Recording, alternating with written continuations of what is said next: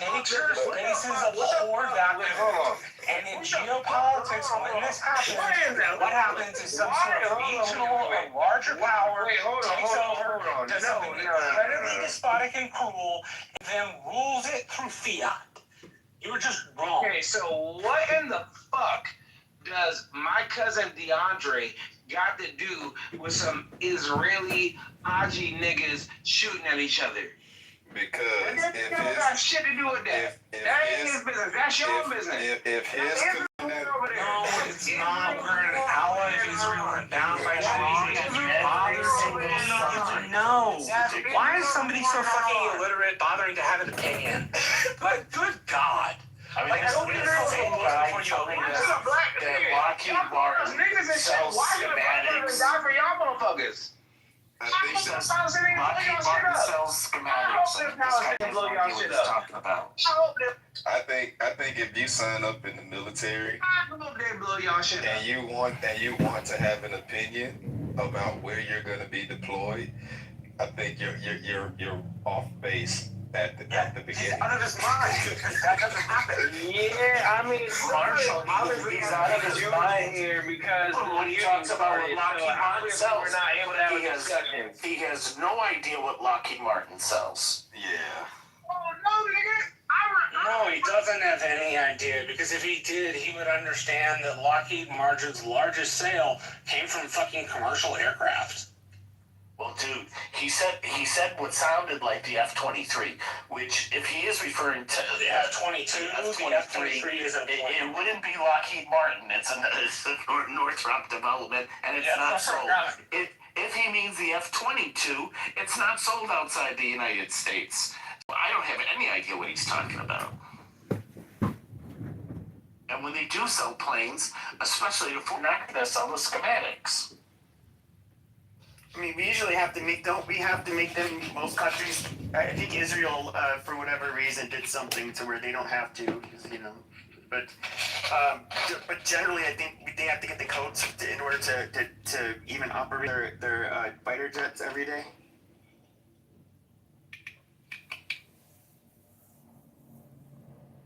Like if you sold the F-35 to, I don't know, Saudi Arabia or something like that.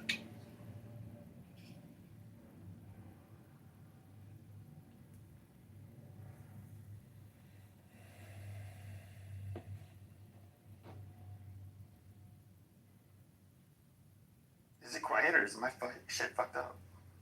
No, it's quiet. I'm gonna kick Pierre down. We lost that other dude, so it became quiet. Pierre doesn't want to fight.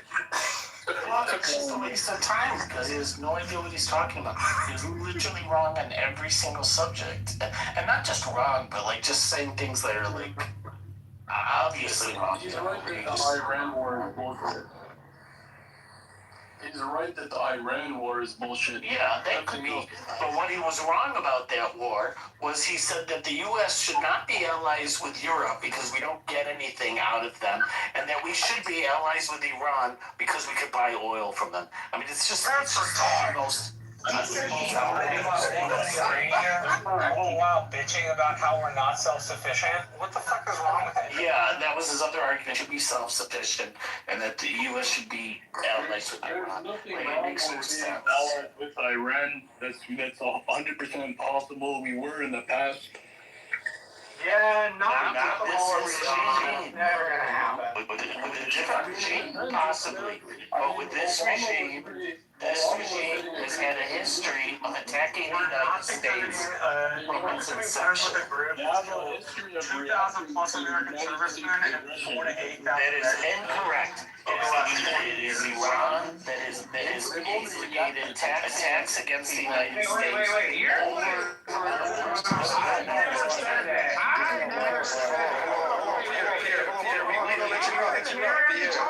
That's crazy. I will go on mute, but I need to be allowed to speak. No, you good. All right. I'll speak for you. Good luck. Go ahead. Somebody go. Basically, we messed with their internal affairs in the 1950s. We we forced them to sell 40%, like give us 40% of their oil. So that's why the Iranian people had a problem with this. They're supporting the Shah, and they didn't like the Shah. Like we were messing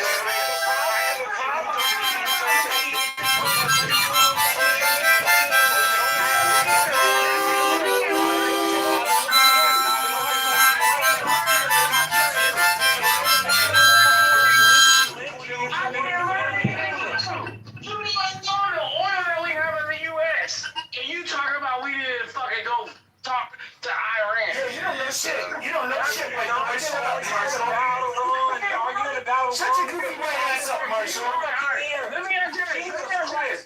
You work in oil. Hold on, It's not about oil, it's about geopositioning. Your fucking argumentation that it's about oil has literally no fucking backing. Geopositioning. What do you make it up? You work in energy. I work in energy. Stop, nigga. What industry do you work in? Bullshit. How the fuck You're absolutely fucking full of it. Nigga, everybody You're absolutely fucking full of it. Every time you've made a claim on the stage, in the last hour and a half that you've been here, you have been y'all be letting these white people Marshall, shut your pasty face up. fucking shot because you can't bother me. Hey, y'all really think y'all smarter than us? Y'all not. I literally was just in front of a nuclear power plant in Pennsylvania a month ago. Yeah, it's a nuclear energy shit. You don't know anything about that, Marshall.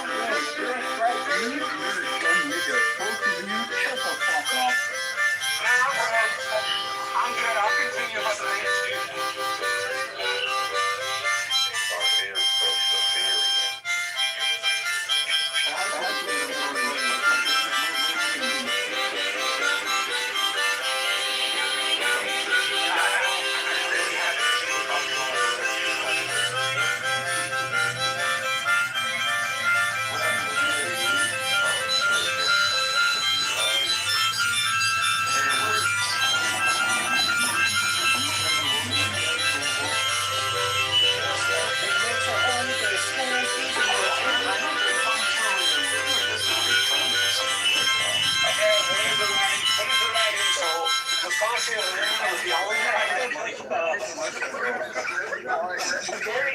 A very nice way would just be like impaired cognitive functioning. There's things you would see in a clinical setting. Yeah, I think Randy Fine was using him as a dishonestly attach that guy to the anti-Iran, anti-Israel criticism. Randy Fine wants all of the Gazan children to starve to death. Eat all of the fucking UN food aid. Exactly. Bad fucking Jew.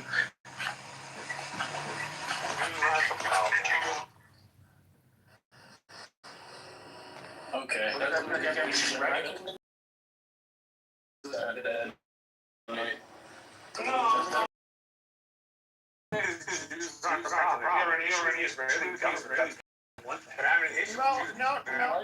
No, you can't do that. You can't do that. See, here's the thing, though, is I do see. Hold on. It literally fits the I dictionary don't definition fuck the of dictionary. They can Right? stick it. One- And the one Jew guy- the Jew that insisted that anti-Semitism is that definition can stick it right up their Jewish ass. But Well, you're wrong. It wasn't. You're wrong. It wasn't. Yeah, the I mean, Jew- it wasn't overwhelmingly the Jews that came Jews- up with that definition. Well, You don't know what you're No, the talking word about. got made up. No, the word got made up by a German. By a German, I know. The word was made up by anti-Semites. And Yes, I know, a German. Term. No, but the definition of it, like this IHRA definition, that is a Jewish construct. Absolutely, it's a Jewish construct. The definition of the term has always been the definition that is in place now. You're just wrong, Pepe, on this one. No, should we go through the IHRA definition? It is very anti-Christian, by the way. I don't know what your point is. You know what's gonna happen? You guys should all be praying. You should be on your fucking knees repenting. Because you guys will face the Holocaust, and that is when Jesus Christ returns and he throws you into the most fiery pit. That's one. Oven of hell. Oh, Pepe, I'm glad you're having a lot of fun with this entertainment, but it obviously doesn't have anything to do with our debate. What we should have recognized is Pierre demonstrated his intelligence by the fact that he stood in front of a nuclear power plant sometime in the recent past.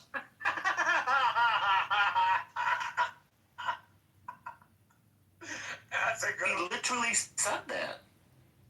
No, I know he did. I'm not. It's yeah. The point was that he was smart. He was. Marshall's butters.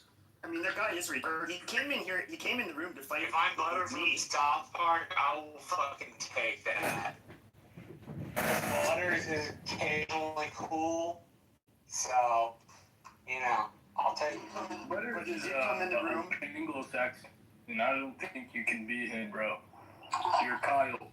No, I am not English, Irish, and French, so I'm very pale. You're crypto.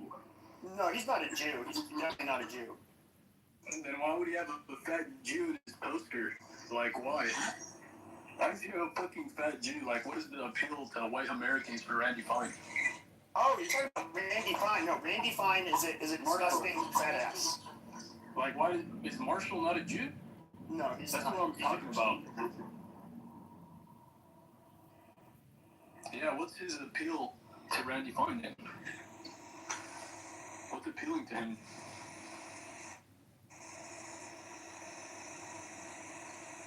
Like, he's fat. He doesn't even mock. So are you Jewish? Why do you like Randy Fine? Not that I just like Randy. I thought I liked her just like Randy Fine. I just don't like the history of saying something about an entire we don't have any. Oh, sure. Talking about No, but the definition of it, like this IHRA definition, that is a Jewish construct. Absolutely is a Jewish construct. I will also specific. I have always been creating the definitions and displace them. So you're just wrong. I'd be on this one. No, we should go through the IHRA definition. It is very anti-Christian, by the way.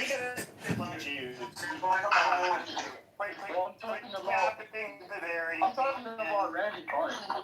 You know, in high school, I had one of my best I know, but friends now you want them all. Yeah, you want. Oh, like one of my best friends is black. I'm not a racist. Yeah, bro, I don't. Dude. One of my best friends was Yeah, I Jewish, don't but care I ended about up individual running up the other mindset. Selling big fucking rock on him to make sure he was dead afterwards. What do you mean by organized Jews? I care about organized Jews and what they do. I don't care about individual Jews. Well, damn. Like the ADL, that's another thing. Israel, that's another thing. The problem with your They statement don't have was It's not that you're against organized Jews. You're against civic organized Jews, like the two organizations you mentioned. So you should mention those names. It's like me saying I'm against organized blacks because I'm against some black organization. That would be inappropriate to say. Let me rephrase or let me clarify. So I believe that Jews that they act as a state within a state because they're transnational and they're stateless. So wherever they are, they all work together. They have an inside bias, basically, that they're all. They're rootless. No, that's true. They're rootless cosmopolitans with their. Yeah. Well, That's groups always tend to have their preferences. Groups always tend to have their preferences. We're not talking about anything more than preference in any group. And these people, they all work together in tandem in key industries. This is called Like, bigotry, racism, anti-Semitism. the Jews don't run Hollywood. You're a fucking bigot for even thinking that. That's bullshit. Oh yeah. All I gotta say is this is an awful lot of explanation for a statement that was overly simplistic and broad. Like you don't need to you didn't need to argue with me. You could have just said, Marshall, I really didn't intend to, sorry. Like that's not how I see it. Instead, you like had to broaden your statement and go, well, I only mean it this way, and I only mean it this way. And then even Pepe was like, come on, bro, you don't like James. No, I'm not gonna concede that I hate every single Jew. No. Just ones that practice Judaism and Israel. Just most of them. I would say a lot of them that are, yeah. I guess it would be a lot. That's like the definition of bigotry. I'm sorry, just like if you want to double check me, look up Merriam-Webster. That's Jew written by Jews. Not gonna do it. So is it. So if I hate a lot of Germans during Nazi Germany, would that be like racist or ism? Like, Yeah, would be. Yeah, you were never talking about Germans. we were. So what? For Jews, like how Jews made the term Nazi. Very specific organizations that you mentioned you don't like. You don't like the ADL. You don't like APAC. The ADL does suck. That is not racist. It's called Marxism. We already have a word for it. It's called Marxism. Marxism. That's when Jews are supremacists and hate us. It's called Marxism. Yeah, so all of those things you're talking about are bigotry. Okay, Nazi. You fucking Nazi. No, it's Marxist. That's the term that they can't. It's like a decade old. Like that's the Jews that think that they are so. They deserve everything because they have some divine right to be the light of the world and to rule everything and basically be the ones that influence everything and all of that is Marxism and you need to call those fuckers out. Yeah. Don't let that hoity-toity Jew get on his pedestal and say how, oh, you're an anti-Semite. No, you say, shut your mouth, Jew, in the name of Jesus Christ. You put him in his place. That worked so well for the Catholics when they tried it the first couple times. Yeah, then we'll do it again. Yep. What you're saying goes against the Catholic Church. So you want to be anti-Catholic, No, I'm but it goes against the Catholic Church. I'm a fucking crusader. Well, you reject the Catholic Church. You reject the authority of the Pope. You reject the authority of the Vatican Council. And that's a position you can take, but it's an anti-Catholicism. It's perfectly in line. No, it goes against the Catholic Church. It doesn't fit with the Catholic Christianity condemns the Jews. Not the Catholic Church, though. The Catholic Church does not. The Catholic Church is very specific on the. All of a sudden, with 2,000 years, after 2,000 years, the church ends up putting out this opinion that, it's not right to blame the Jews for killing Jesus. Even though they did kill him, It's not after 2,000 years. So if you knew Almost the history of the 2,000 church, no, nowhere near 2,000 years. If Oh. you knew the history of the church, you would know that this position evolved over time. And they were not always anti-Jewish. Mostly anti-Jew, parted anti-Jews. No, they weren't. The history of They started as a Jewish sect. They were not anti-Jewish. The history of developed over time. And the phenomenon you're talking about is a medieval. I rebuke you in the name of Jesus. Quit talking to us, fellow Christians, and trying to. Dude, you can say whatever You're you trying. want. You are trying history to manipulate a Christian. No, I'm not trying to manipulate Evil I'm Jewish thoughts. keeping the history. You're the one that's denying the Catholic Church. No, I'm upholding the Catholic Church. No, you're not. Dear You're going Jesus, against- please strike the you're Satan against- out of this you're going wicked Jew's against- body, you're please, going so he can be against what the saved. Pope says. Amen. You're going against what the Vatican Council says. You're a heretic.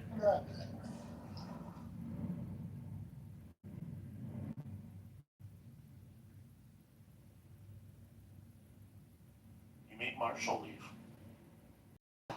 Praise God.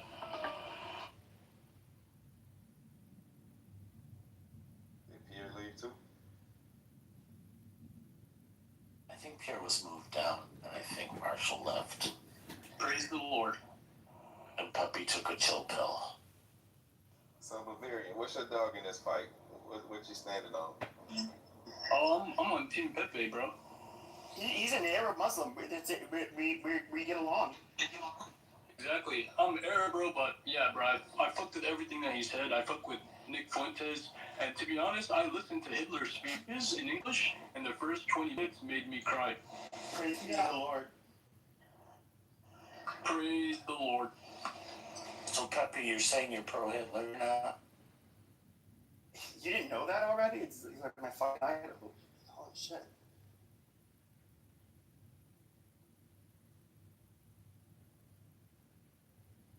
So Bavarian, what's the reason you don't like Jews? Because they captured every single industry, right? From banking to steel to the military industry, like everything, including the media. They social engineer the people with the media, right?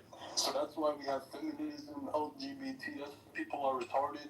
Every problem you can trace back to them. And they fucked up the economy, they run the banks, they're making us poor, we can't afford a home. When 30 years ago, we can do that working at McDonald's. So what happened? They're devaluing the currency, they're making us go to wars. They're fucking up my country.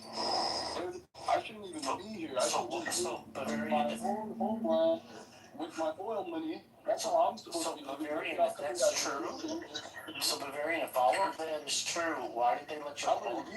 Why did they let you own a home 30 years ago then? Bro, if it was affordable. Right, but why don't they allow it to be affordable? Why did they allow it to be affordable 30 years ago? Bro, because they didn't manipulate the markets the way that they have today. They didn't They didn't have control of the markets then, so the Yes, all the Jewish speculators, the Jewish hedge fund managers, the greedy Jew. Right, and before they weren't Jews, but then they suddenly became Jews. No, the ones that weren't Jews. The one anti-Semite you guys hate so much, Mr. Ford, he will not make. I would not pay my employees a wage where they cannot easily afford one of my automobiles. And then his whole problem was because the Jew financiers came in. They're like, we can get some schmeckles out of these people. Let's not pay them these guys a silly living wage. And they tried to screw them out. So Pepe, when did this happen?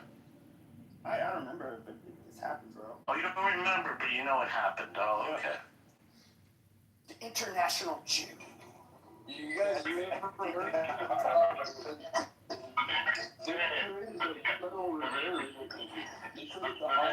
have a question for you, Barry. You said the Jews did all this stuff, right? So why did they miss indoctrinating you? You said what? Why did they? I'm not, because I'm Muslim. At the end of the day, I'm Arab. we already know that the Jews are fucked up. I know, but why did they? Growing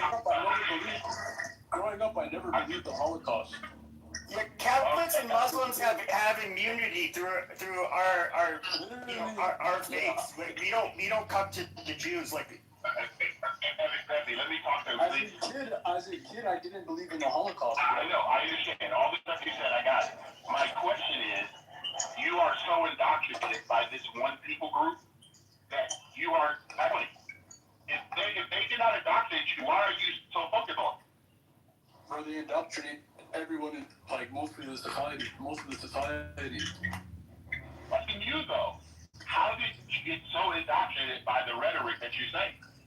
Indoctrinated by what rhetoric? I don't get it by Jewish rhetoric? Yes. You How am I indoctrinated by Jews? I don't support Jews. Oh, okay. Wait a minute, hold on. You don't support them. How do they get rich if you don't support them? You said what? How do they make money not participating in giving the money? When I buy things because they own all the corporations, that's no choice. I can't live Amish. You can't live. You could live Amish. Why can't you be Amish? Well, first of all, I'm not Amish. You're not, I know. My question is, bro, I can't really do that. That's hard for me to do. I don't have the money. I don't have That's an ethno religion. You can't just joke like. Okay, hold on, Pepe. Pepe, I got it. So, farmland, bro. I got it. I know that. And do you think all the lands around the world are owned by Jews? No, but I was born here in America, bro. I know that.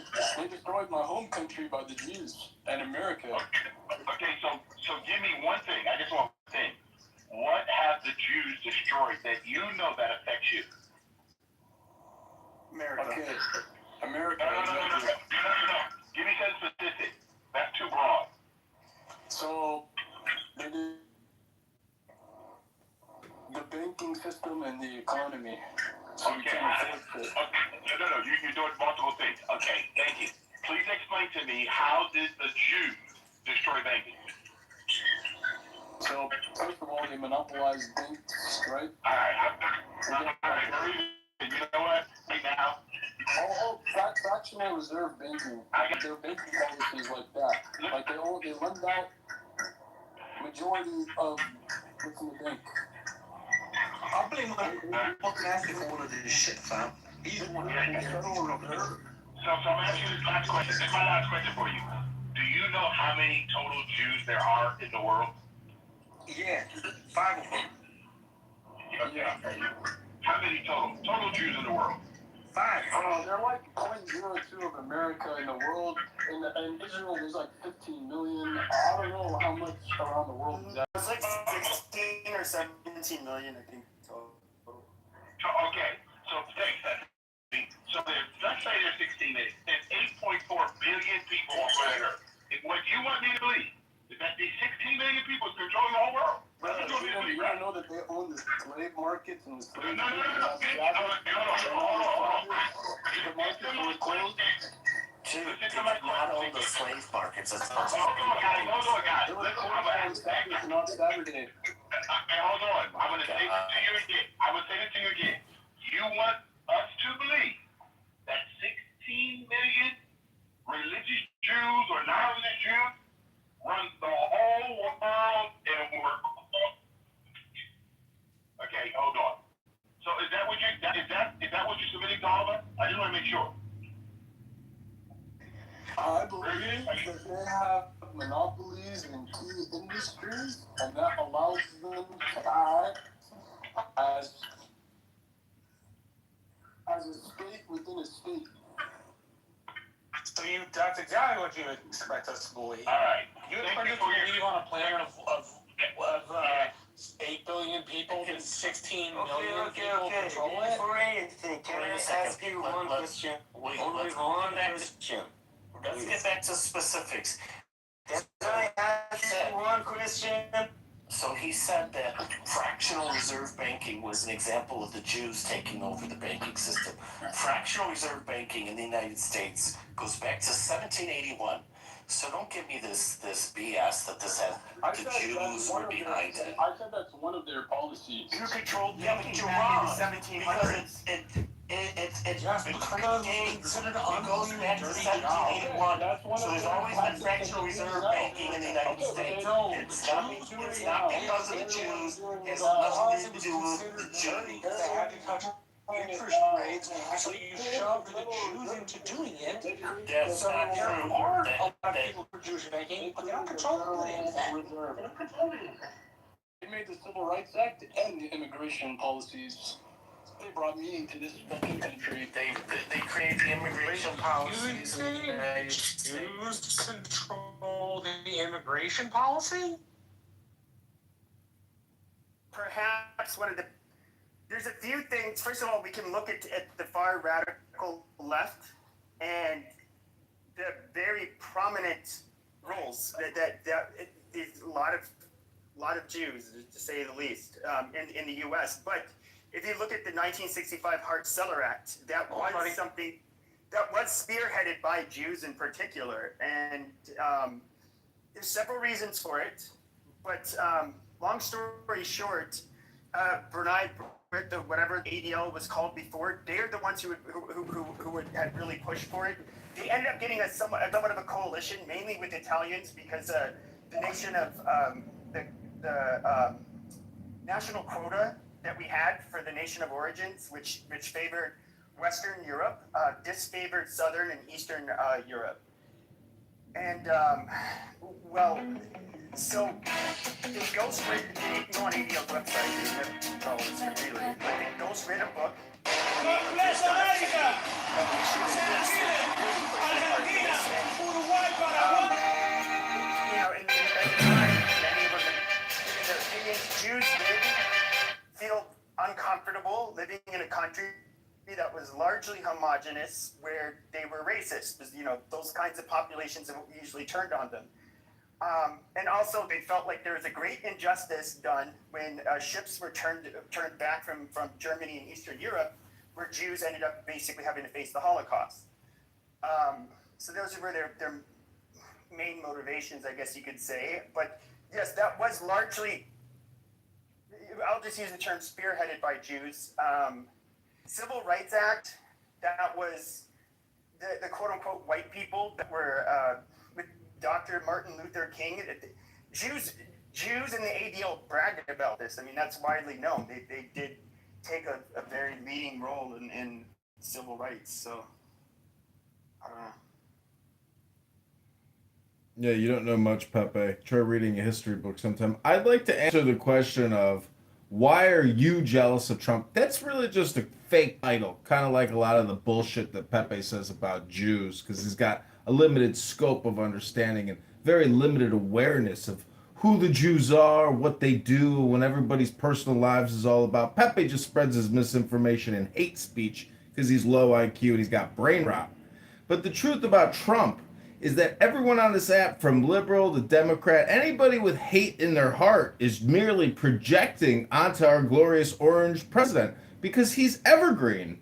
Evergreen means catch-all. And so if you hate something about yourself, many people project that onto Trump, and that's called ad hominem projection. In the same way that Pepe projects onto the Jews his own inferiority complex, lack of intelligence, lack of self-esteem, lack of height, lack of decorum, because any young man that says the N-word 100,000 times in just a couple of years and praises Hitler clearly was a boxer for too long, and he's got brain mush, brain rot. That's where the actual hard part of the frontal cortex dissolves and liquefies, and you become the R-word, very much like Pepe and other R-word people who spend 40 hours a week thinking about J-words when they could be reading a book, going to the gym, making money, making love to a woman, doing something, gardening, woodworking, anything other than talking about a group of minorities because their self-esteem is in the garbage. I rest my case, and I am complete.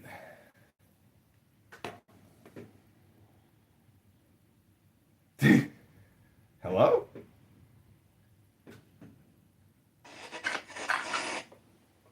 Bro was yapping, I swear to God. Yapping. Could not follow it. Because you speak English. That was a good roast. Gotta record all these good roasts, you know?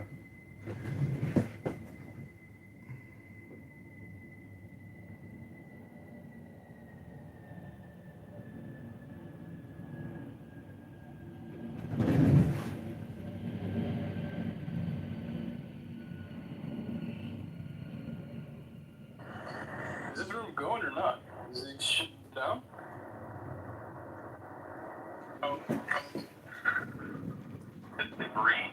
That's all. That's debris. Okay? The reason why is you just said he was tapping it.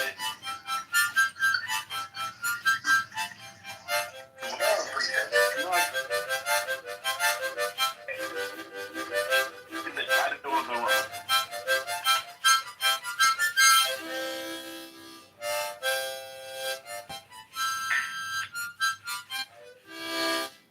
Oh, look at that. I got a heart from Miriam. Because Bavarian, I hear, obviously doesn't speak English. Couldn't understand a word I said.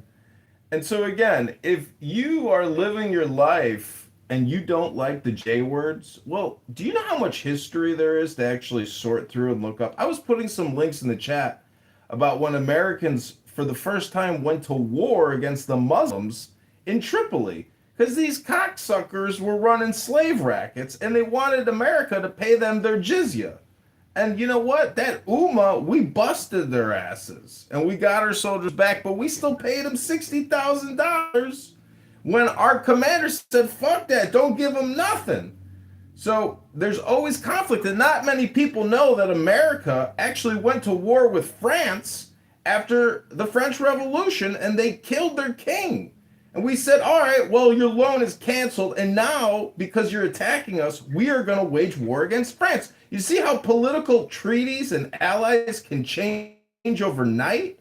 In the same way that I hope you'll stop your your Jew hate. It's so stupid. Try reading a fucking book. Try doing something with your life instead of screaming into a conference call that you think the J words are in control of all the industries and making your life miserable. Sounds to me like you're just a fucking complainer. A chronic, complaining, little cunt that needs to go to the gym and read a book and do something with your life. Try to be productive.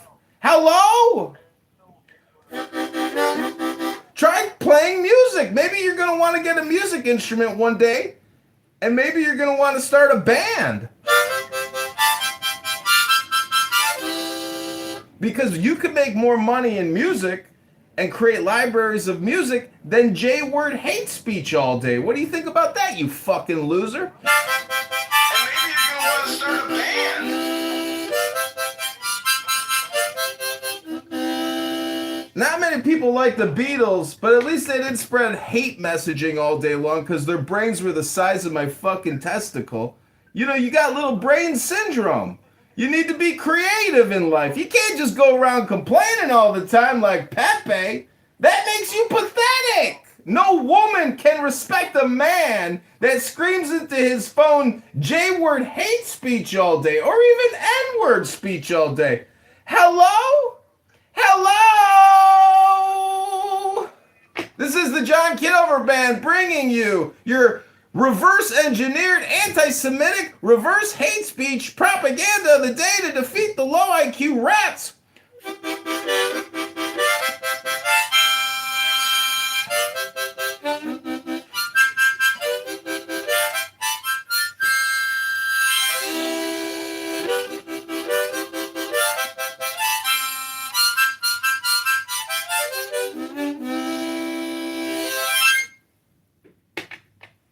Bro, if you want to talk about the music industry, don't Jews use the music industry to spread degeneracy to Christians? Don't they spread porn?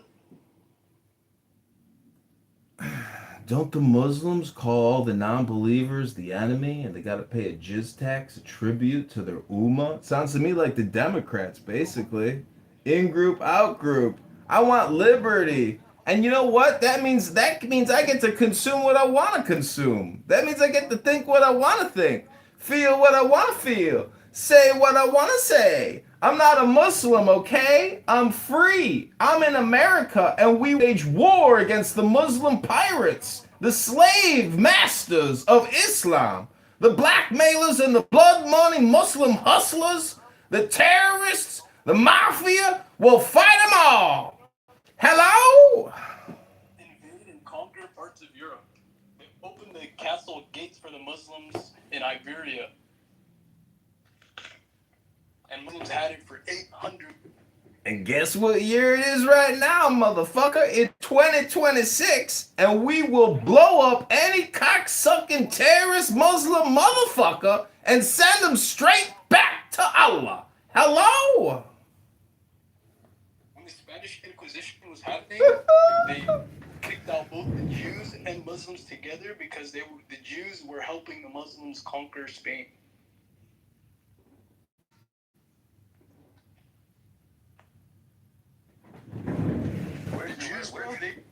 Oh yeah, post the link to that, big guy. Let's read your history. Guess what? Guess what the racist Christians of Spain did when they kicked the Muslims out? They were like, you know what? Let's kick them all out because we hate everybody. That's what happened, man. It's not because the Jews were conspiring to overthrow the Christians. Besides, again, it's 2026, and we got a constitutional Republican form of democracy here. I don't know what century you live in, you fucking Muslim rat, but it's 2026, bitch, and you better come in compliance, or we will send the Marines back into your country to teach you a lesson that you will never forget. Hello? Boy. Okay, Goldstein. What is going on around here? Thanks for the harmonica. Oh no, I heard it. Trust me, I heard it. We'll talk about it in a second. That was one for the ages. Oh my gosh. Edward, I kept going, but I ended up liking. Hey, Edward, don't the Jews spread degeneracy with the entertainment industry? Right now. I'm sorry. Hold on, 1 second. Peruvian, what do you say? Don't the Jews spread degeneracy with the entertainment industry that they have a monopoly on? I have no clue. Where do you get that information from? Yeah, so do the Jews, do they have a monopoly in Hollywood? I have no clue. I don't know a Jew You have in no Hollywood. clue? No, do you know a Jew in Hollywood? But the obvious answer, though, they do have the monopoly on Hollywood. Peppy, hold on. I'm going to be honest with both of you. I've never met a Jew who owns anything in Hollywood, the music or anything else. I don't know them. So how am I going to claim that I don't know? I don't know that. I'm being honest with you. How many shekels did they pay you, bro? Okay, first of all, I'm trying to be real with you, and I know that you like comedy, but I'm not a comedian, okay? I'm going to say to you again, I don't know a Jew that owns anything in Hollywood. I don't know a Jew that put out anything degenerate. I don't know them. Never met I don't know them personally either, but people like Harvey Weinstein. I know. Hold on, sir. What about Dan Snyder? Okay, listen to me. You don't know these people? What are you talking about? No, I don't know them. You don't know Steven Spielberg? Okay, hold on, guys, please. I'm going to say this to you again.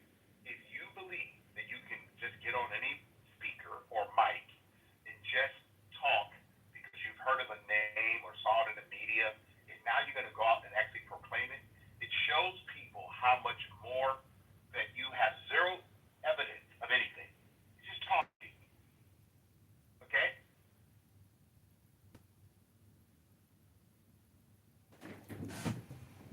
See, anybody can do ad hominem filibustering if you got no fucking life. If you come on a conference call to just create hate speech communication. So, did a Jew ended up responding? I forget which mainstream publication this was. He's like, no, actually, he's correct. We do run Hollywood, and those that ran all the major studios, all Jewish. No, Jews they were the pioneers, the founders of Hollywood. So, it's not like they infiltrated and did something, but and took it over. But that is one. I know. Let me ask you a question, Pepe. You said they run it, right? Yeah. I'm gonna ask you a question. So you're telling me that everybody that works in Hollywood is made to work there? That doesn't change the fact of who ultimately runs it. No. Just answer my question. You're correct. It does not change the fact who runs it. But I do have a choice of where I work. Correct? Yeah. So. And I don't work in Hollywood. I know no Jew in Hollywood. I don't know anything about the music they're putting out. And you know what? I don't choose to work in that industry or profession. So I hear you loud and clear. But what you asked me, and Bernard asked me, do I know this? I do not have any firsthand evidence of who runs anything. Okay. I don't. Forget it. I posted something in the chat.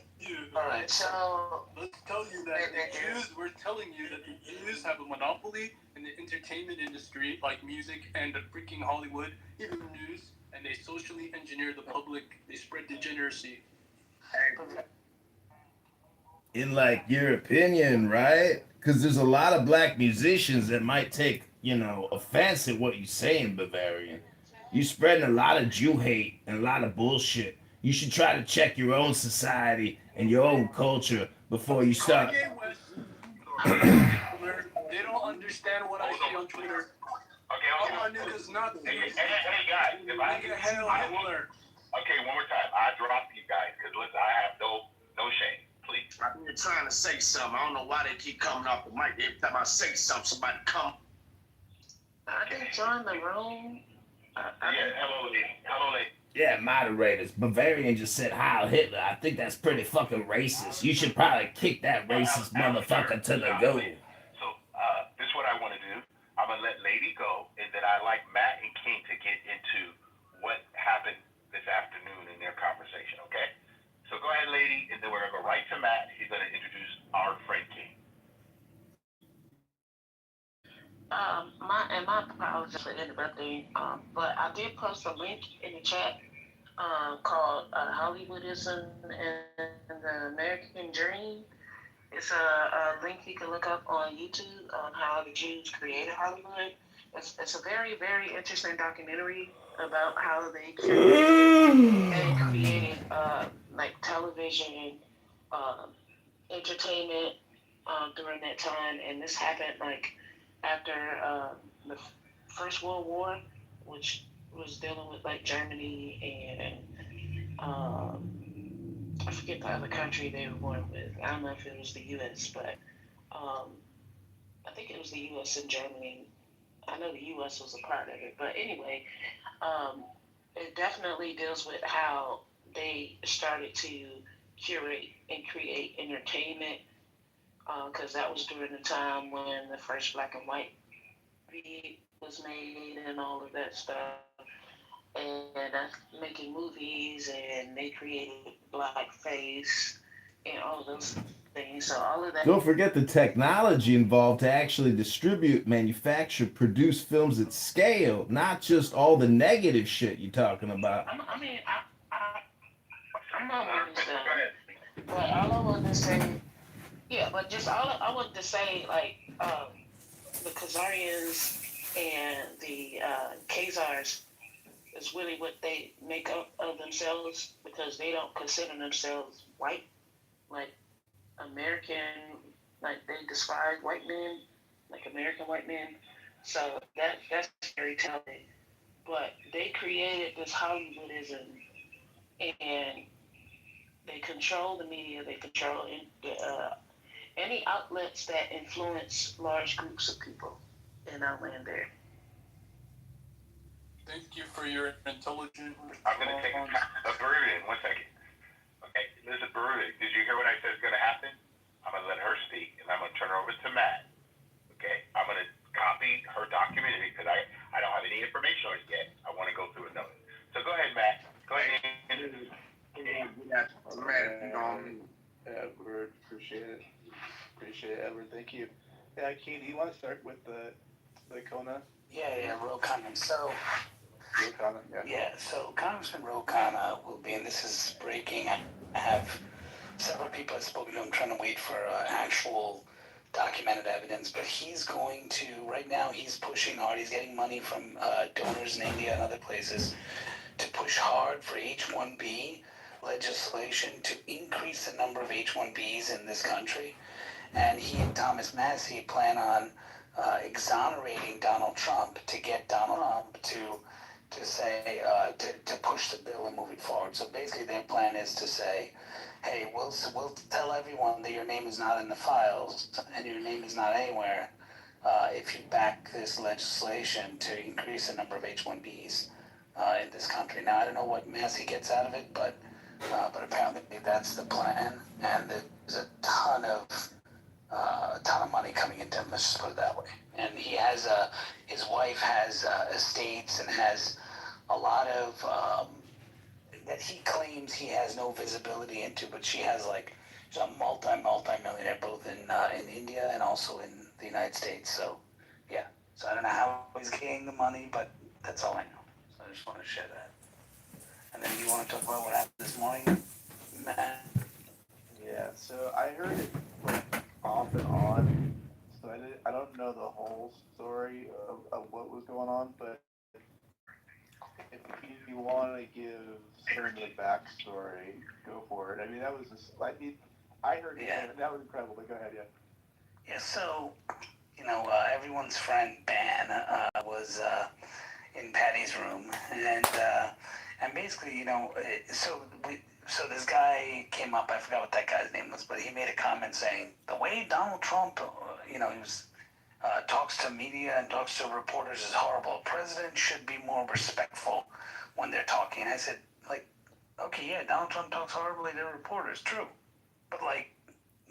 I mean, other presidents have talked horribly as well. So, I mean, to have this expectation that they're always going to be respectful is ludicrous. No, it's only Trump. No one else did that. So then Ban, and I said, what are you talking about? Like, then Ban jumps in to try to defend him. I mean, what are we talking about? Are you trying to compare, like, Joe Biden? And no, and then I went through, Biden basically cursing on a hot mic to Peter Doocy, and he goes, but then he apologized. I'm like, okay, so their national intent is to do those things, and then he also was pretty rude to Caitlin Collins. Goes, are you trying to equivocate that? I said, no, I'm not equivocating that. I said, the way Donald Trump talks to them is horrible. I mean, we could debate whether that's warranted or not, based upon what they're doing to him and what they're saying. But yeah, the way he talks is horrible, sure, right? And should he talk that way?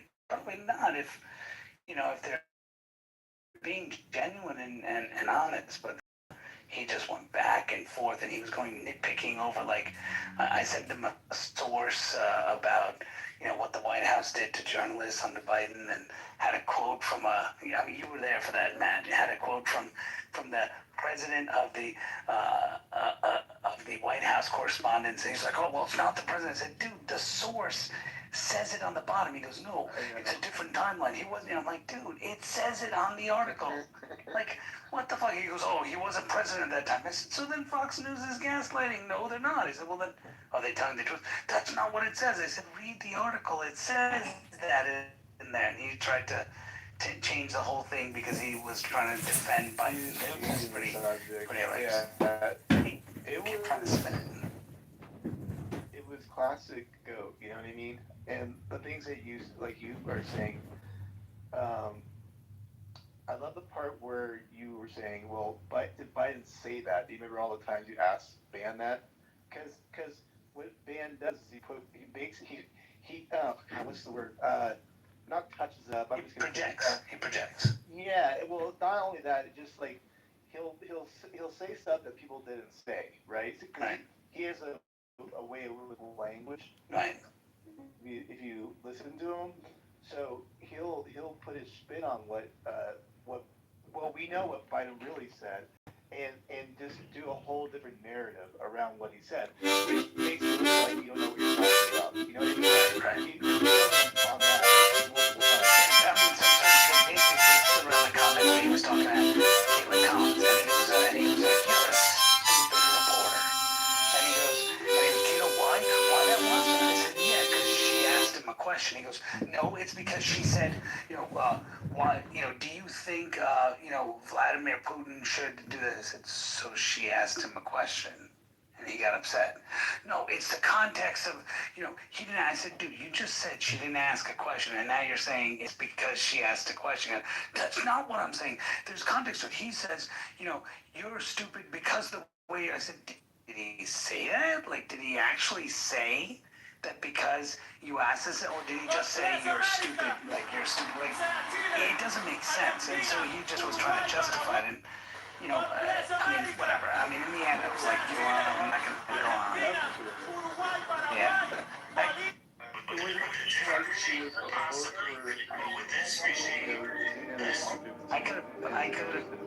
I in the end relented because number one, I had to get back to work. Yeah. Put the cauliflower into Yeah, no, I was like, look, I gotta go. All right, you're right. I shouldn't have called you a stupid, fucking piece of shit or whatever I called you. Yeah, you're right. I was wrong. Let's move on. Okay, yep, you're right. I was wrong, man. You feel better, and all that, and just moved on. And I was like, yes, spirit is true. No, that's not what I was saying. I said, no, you made the comment. This time you premise that you were trying to hurt me and trying to say you're equating the two. You're trying to. I said, no, I'm not trying to equate it. My premise is that Donald Trump is this. I mean, he's ruder than any other president. Now I didn't say this, but we can talk about the merits of why he is and what he. But yeah, he's ruder. I mean, that's a fact. He's ruder. He's more of a jerk to reporters than anyone else. He uses horrible language to talk about them compared to any other president. But at the same time, I mean, you can't say that no president does it. Everyone has been respectful and talking to reporters. You can't say that was your point. By the way, that's your whole point. And you were saying that both all presidents have been disrespectful. Yeah, and Trump, and I said, look, I conceded it. Yeah. Trump is worse. That's what he said. Trump is worse.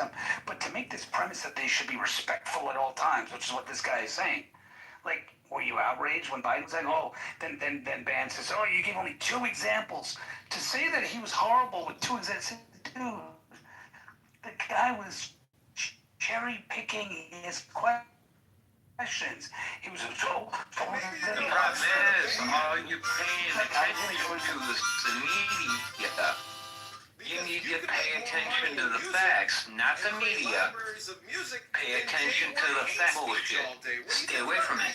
I think that even if somebody is going You need to, like, y'all need to download Newsmax. Oh, yeah, because they're not biased. Literally, straight up. Newsmax. Go on Newsmax and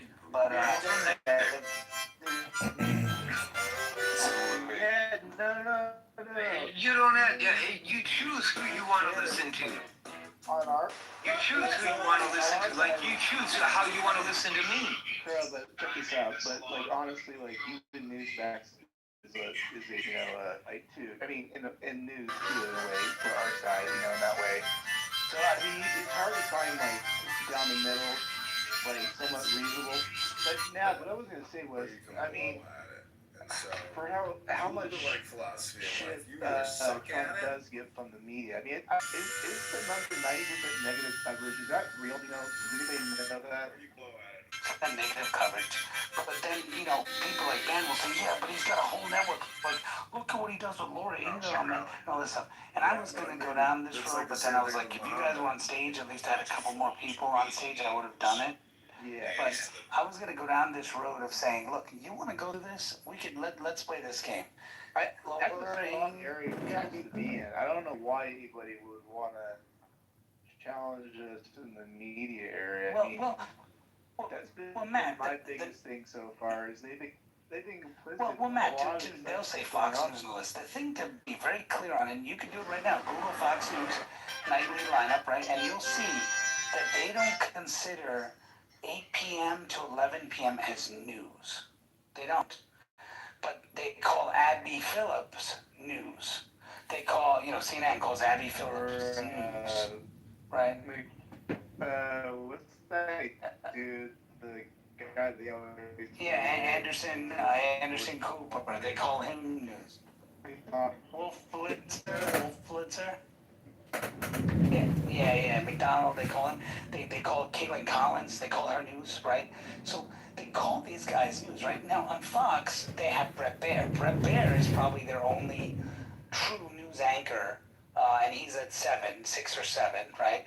They have the 5 before that, which is like a talk show type thing, right? So to say that, well, look at Fox. Fox has a lot of viewers, but they're more about entertainment. It's like WWE, right? You watch it's entertainment, right? Yes, they're talking about the day's events, they're talking about news, but they're clear that our news is opinion, and they call it their opinion section. They don't call Laura Ingraham a news anchor. In fact, if there's news to be broken, she gets interrupted by an anchor who comes and says, here's what occurred. And Laura's the part of the which is interesting. Right. So how does anybody consider him a non-biased source? I mean, if you guys ever listen to that guy, I mean, it's just constant diarrhea, TDS on his part. I mean, I don't understand how anybody can think that anything that he's saying is not like completely biased. You know what I mean? And that's played all day over in the Lisa 420 lounge. I'm like, my God, like at least be like somewhat reasonable. Like I don't even think that guy's brought up one thing about Trump that's somewhat reasonable. That was my point. It's really bad. It's really like why can't I say that that's a propaganda arm of the media? Like why can't I? You had a media that was complicit, except Fox, that was complicit in covering up for a president of the United States' mental condition because it was the right thing to do because it would make the Donald Trump faction excited. It would give him a reason to win. It would allow Republicans to take charge. So they made a knowing effort to say we're going to mislead the American public on this. And then you have Jake Tapper come out and write a book after the election. Because why write it? Because if we write it beforehand, then it could impact, him acting like he didn't know about this all the time. Meanwhile, these guys were complicit. See, it's interesting because people are still holding Jake Tapper in reverence. They're still holding Nora O'Donnell. I mean, what's his name? Ben was going off about, look at how she spoke. I don't know if you heard that shit, but, look at what she said. I said, dude, you don't ask the question the way you ask it. Like, do you mean? How should she react? She asked about his intentions. And I said, really? That was his intention? That you saw me where I got him on that? I said, okay, let's read the manifesto. And then I read other intentions, which had to do with, bombing children and all that stuff. She didn't read that. He goes, oh, sorry, she didn't read that. Then I was like, he talked about other crimes. Yeah, those go under crimes, don't they? So yeah, she did mention it. I said, no, she didn't, bro. She mentioned one specific paragraph because she wanted to do a gotcha to Donald Trump and try to do that. She wasn't asking because the public deserved to know. If she wanted to, she could have read the whole manifesto. She goes, well, probably she didn't have time. I said, dude, I could read it to you right now in 2 minutes. Are you saying she doesn't have 2 minutes of time to come on? So what happens is people don't want to accept, especially on the left, that the media does this on purpose because that's the only way they can get their message out. Nobody wants to listen to their shit. Nobody wants to listen to Abby Phillip talk. Nobody wants to listen to these people, right? And so, they play this game. And I think it's important, Matt, that we hold that account. In fact, I would say we should do one room every month or every week or something on holding the media accountable and just talk about the most egregious reporting of the media. I think this for social media too, like all of it, not just. Correct. Yeah, Correct. I mean, I think, and you bring that's a great point, because going into this next cycle of elections coming up, it's not that far away. I mean, 2 years flies pretty quickly. We're gonna have to be getting to that mode of holding things accountable again. You know what I mean? So we might as well start doing it again. You're completely right on that. So. And look at the gaslighting that's happening. I mean, right now there was, you look at how the media and the propaganda of the Democratic Party has shaped some of the shit going on in this world is incredible. You have the German chancellor who's saying that Iran is essentially winning the war, right? Which is absolutely ludicrous. I mean, no, even Wall Street Journal won't say that. But you have the German chancellor saying why? Because they're reading shit that Hakeem Jeffries and others are talking about. And I think the problem here, honestly, is if you look at it, as a reporter asked Hakeem Jeffries, one reporter said, hey, your name was mentioned in the Epstein files. Are you going to return the money that was collected by donations? They mentioned once, your name was there, oh, we didn't even know that was an article, and then moved on and asked another question. Done, right? Is he going to say, hey, Bill Clinton, seemed to do events for Democrats, and his name is all over the Epstein file. Are you guys going to disavow Bill Clinton? Even Fox won't ask that. Why? If there's certain areas we don't go. Well, they go there with Donald Trump, but you won't go there with them. Those are the problems that I have with the media, is that they seem to pick and choose when they ask the questions and how hard they ask it. And yet that Chinese chick, the one that was the White House correspondent, Wei Zhang or whatever her name is, right? Yeah. You know what she says? She says, Donald Trump, when he was there, he basically, and she was nice. She was he was are you okay? And he was making sure she was all right. And I mean, you have, what's his name? I forgot his name, but I said it the other day, his name. Anyway, he's a reporter, I think, with ABC or something, and he says the next day, Donald Trump calls at 7 a.m. He does this on purpose. Trump calls and says, hey, that's the only way. He's are you okay? He's yes. I'm first part of me is Trump, you should just say fuck you to these guys, right? At the same time, he's hey, are you all right? Apparently, and she's not talking about it, but I heard from someone I know who knows them that Trump reached out and said, hey, Caitlin, I know you were supposed to get recognized today.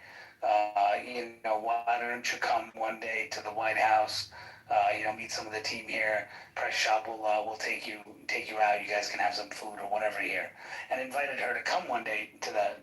Now she won't talk about it because CNN will be blah blah blah. But and people say, well, anyone would do that. Well, true, but would Hitler do it? I mean, you guys call him Hitler, right? So would Hitler do that? And so it's just it's mind-boggling.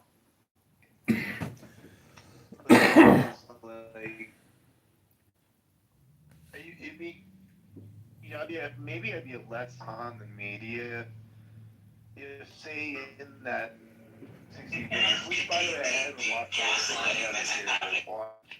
but if maybe there was, uh, maybe like a question that is actually somewhat of interest to everybody. That makes sense, right? Not just one side. We don't get that anymore. Like, even as cheesy as it might sound, like just asking him about what does he think about the country, where do you think we're going?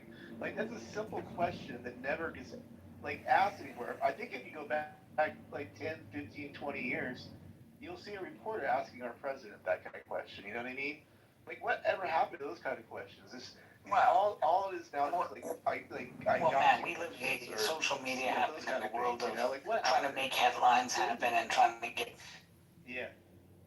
And people with money Well, have lost and they want to make money. Backing these people to say. Yeah, I mean, they want to make money. I mean, so you're looking at, right? Everyone wants a headline. You look at it at the White House Correspondents' Dinner. Shots fired, and the shooter's dead. The shooter's dead, and then they're wrong. But what bothers me is the media doesn't say, "Hey guys, we made it.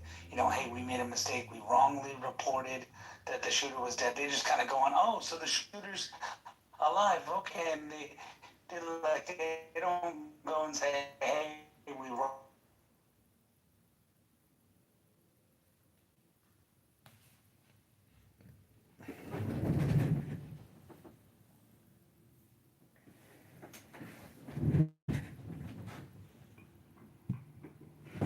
Who's your friend? Oh, that's bullshit. What's interesting about Patty's room as well is like Patty eats her own. She was screaming at some woman about, "You didn't even say nothing about the motherfucking ballroom."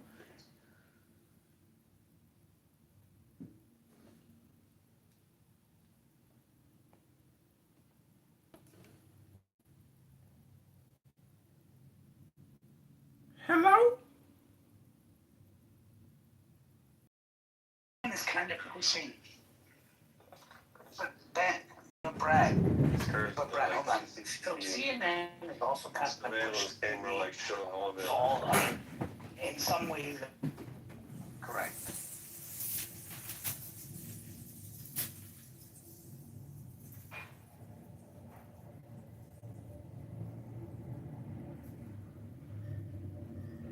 You know for a fact. Brad, I'm not Red Pill. I'm just asking. Why do you know it for a fact? Yeah. Well, now you're being mean. Oh, now you're being mean. Now you're being dogmatic. Are you upset? Baseline. All I did was question. Baseline. All I did was question. I'll let you go in a second. Let Brad. Why? Baseline. Why are you so? You don't know this guy, right? You always get. Why are you so mad, dude? Calm down. It's okay, bro. All right, Baseline. Okay, but Baseline, hold on a second. Baseline, you're just interrupting the conversation. So, like, I will move you to the audience. So just shut your fucking slurp pipe, okay, and stay on mute. Okay. Well, that was moving. Jesus Christ! I didn't want to fight tonight. I wanted to have a chill discussion. I had a long day at work. I've got to figure out a $250,000 fucking cost savings for somebody. So, I mean, shit. But back to our original discussion, I agree with the podium speech, which, by the way, hats off to the guy showing up in tuxes. I think that's how our president should fucking look all the time. But, and I loved how he was flanked by men. Just, they came out like ballers, like, let's go. But, basically, I agree with you. The MSNBC, and then the morning after, what was going on this morning was just bullshit. And then crying about Jimmy Kimmel getting his ass canned. I agree with you all the way on that one. But at the time, I think there was just a lot of confusion in the ballroom and around the area and in the law. So Jimmy Kimmel, just so I'm clear, he made the comment that about him being a chunky widow.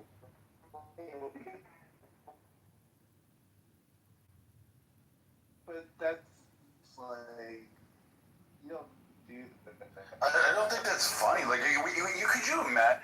I don't know who's like fucking no late night host would have dare said shit on Obama like that. We would never have come up with that. Like, I would never said, oh, Michelle Obama looks like she's about to be a widow. Like, nobody would have thought of that's. True.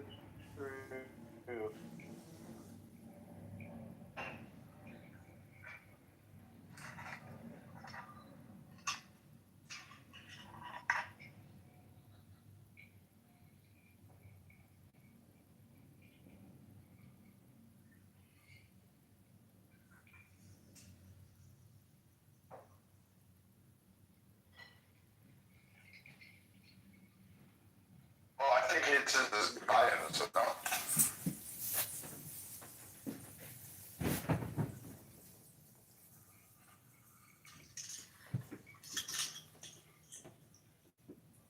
But he's not even press. He's a shit.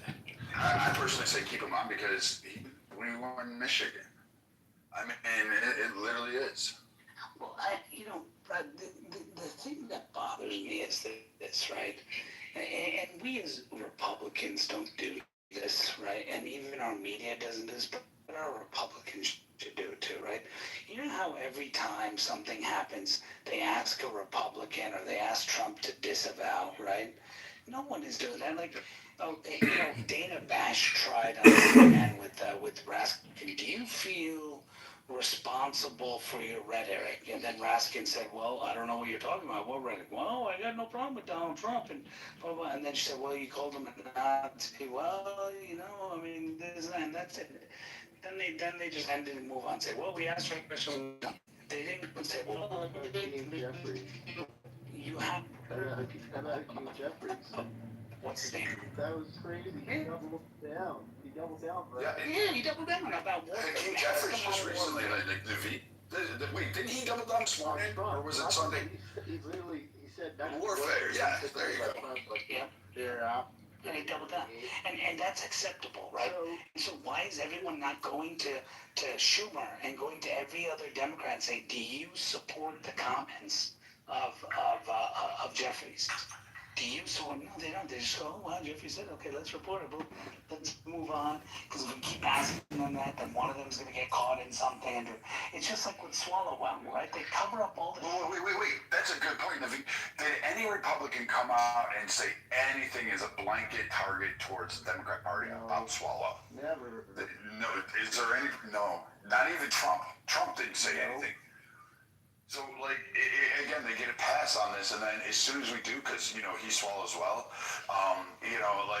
especially what Fang Fang said, I mean, like, I just don't get it. And I'm sick and tired of it. Like, I don't like turning the other cheek anymore. I'm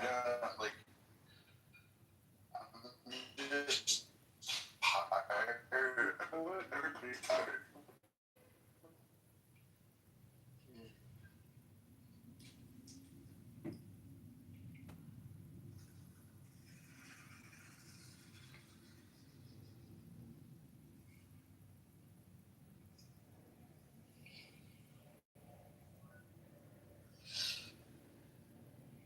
Hello?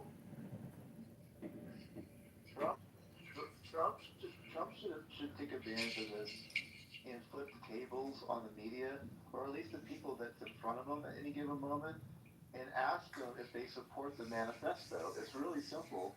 Exactly.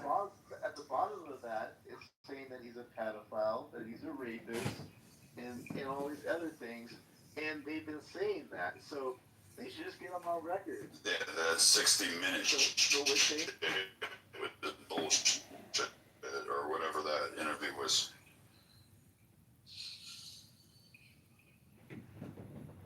It's also Jamie Raskin. Manifesto, and she was reading it out for viewers to do. And Trump, the way he responded was just horrible. And I said, what do you mean? Like, she missed a piece of it. No, she was reading his motive. And then I was like, no, that was a piece of it. That was his motive. I said, then I read the rest of the thing, and I said, he talks about the death of children. That's not in there. He goes, well, maybe it is, it doesn't matter. And so basically, she did it purposely to put him in a box. Now the problem is that this is going to be the thing. He was doing it to tell Democrats, hey, run about this, right? Run on this. And so that's why Trump is not pushing the manifesto, because it mentions these comments about, pedophile and all this stuff, right? And on the side note, Brad, which I think you'll find interesting, I don't know if you were here earlier when I broke the news about Ro Khanna. Congressman Ro Khanna is taking money from Indian-backed organizations right now I know about that. for the H-1B, to push the H-1B program, and him and Tom and Massey are planning on going to Trump and saying, we will exonerate you with the Epstein files if you push this and push the H-1B, increase of H-1B program. And probably Trump will do it. But, I'm just... What is Meaning saying that your name is not in the files and you're not a pedophile. No, I don't know. I know. Today will come out. But he's not in there. That's the whole thing. Like, that's the... Yeah, that's what There's no lead. Like, even with, like, what is there left? Like, maybe 13-15% of the files haven't been released. Okay. So, magically. But there's no commonality thread. Like, it's been ran through every GI or AI fucking algorithm to find anything associated with it. They have teams of people still poring over it, looking at it. There's nothing connecting Trump. They were like, oh, he's on the flight logs. Yeah, but he never went to the island because he was on the flight logs before 1996 when the island was fucking born. So you don't have that you don't have that, like, signed, sealed, delivered. Like, it's only Trump. And they're not going after anybody else. They're not locking up anybody else. They're not targeting anybody else on that list. They're not protesting at anybody else's box. It's only Trump that matters. And at this point, I would tell Trump, like, you guys don't give a fuck about the Epstein list. The only thing you cared about was whether my name was associated with him in any kind of way. But you weren't upset about it. And then you brought Clinton's in for a fucking shill of a fucking deposition. And just to make it look optical, and you let Hillary do her grandstand or Benghazi tears again. So do you think Kash Patel is not the man to bring charges? Because, I mean, does he need to be fired? Because if Trump isn't, these people are called, Raskin is saying that MAGA Republicans need to go to re-education camps. They're saying Republicans need to go to re-education camps. Are you listening to Jamie Raskin and other radical Democrats saying that they're going to arrest Republicans when they get back into power? So how is Donald Trump not going to fire Kash Patel and put a warrior in there?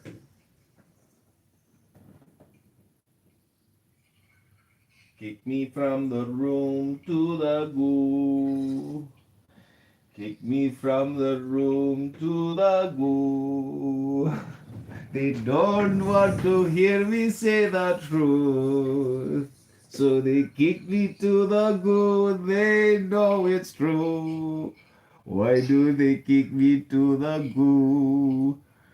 Why is Brad Stauffenberger denying a $250,000 claim for a child? What up, son? They kicked me to the goo. Yeah, you were bringing up some pretty interesting points into the Matrix. I know. They don't want me to participate in their Matrix experience. So here we are, responding. This is why I record everything, because it's like, what's the point of doing all this? Yeah. We don't give Trump this credit, but so many times we've fallen for this trap as conservatives, Republicans, Trump. It's so funny how, like, everybody's Republican now, and people are just like, what do they call it? Fucking fair weather fans. You know, Naveen? Yeah. Naveen, when he hangs out with the Diogenes, right? And that fellow group of he totally, like, sells out Trump.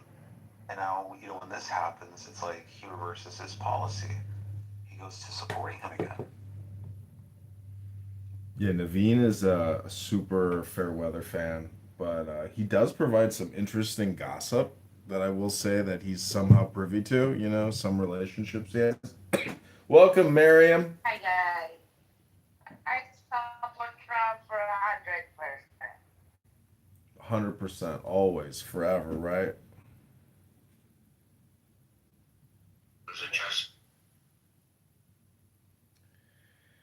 Well, see, that room is just like super boring now. It's called open discussion, but Yeah. I mean, there's just like, anyways, it's not that big of a room, anyways. There's very few people in there. It's just Marshall stinking Rankin in his cheetah jacket. Dude. Oh, that reminds me of like this one time in college, university, biology class. I had to take off like this little shoes, and her feet were orange. Orange. What? What? I just so gross. But for some reason I support Trump. He should give me some things.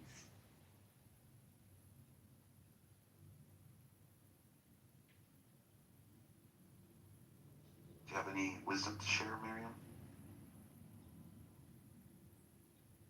No, he should to come to kiss my ass first, and then I negotiate with him. You would think you would get that far? Huh? You think he would get that far? I don't think President Trump would kiss your ass. No. He say that. He say that. He should do that. I never heard him say kiss my ass. No. I hear everything. Okay, that's enough for me. And Group out group. I want liberty. And you know what? That means I get to consume what I want to consume. That means I get to think what I want to think. Feel what I want to feel. Say what I want to say. I'm not a Muslim, okay? I'm free. I'm in America, and we wage war against the Muslim pirates, the slave masters of Islam.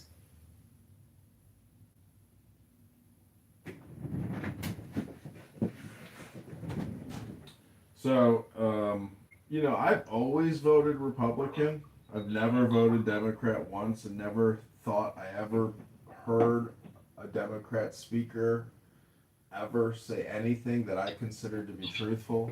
It always seems to be a lie, no matter what they say.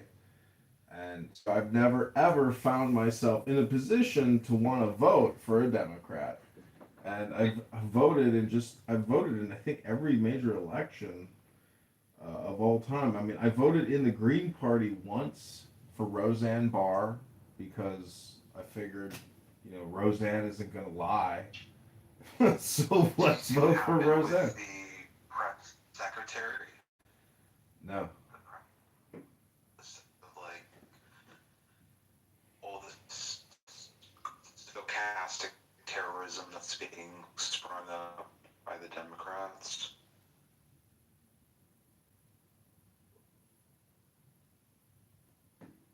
No, do explain.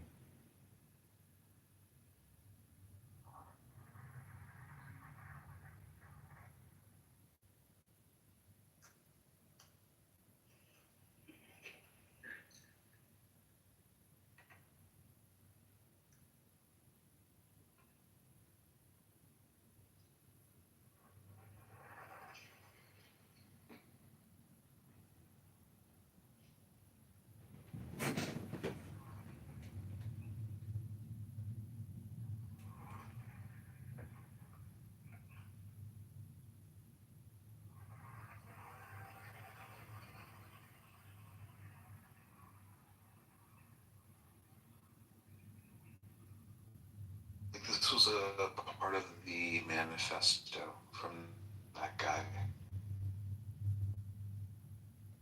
When you read the manifesto of the shooter, this is Press Secretary Caroline Leavitt. Ask yourself, how different is the rhetoric from this almost assassin than what you read on social media and hear in various forms every single day? Yeah.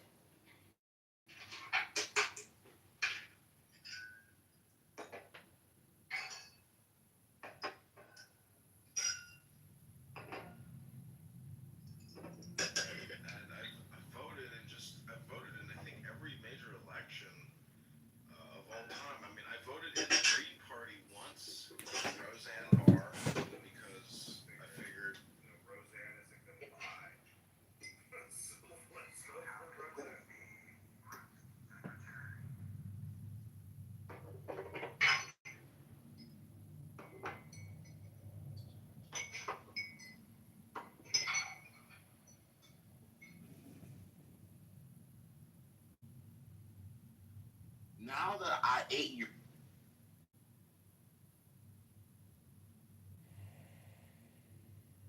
Black homes that was in Boyle Heights.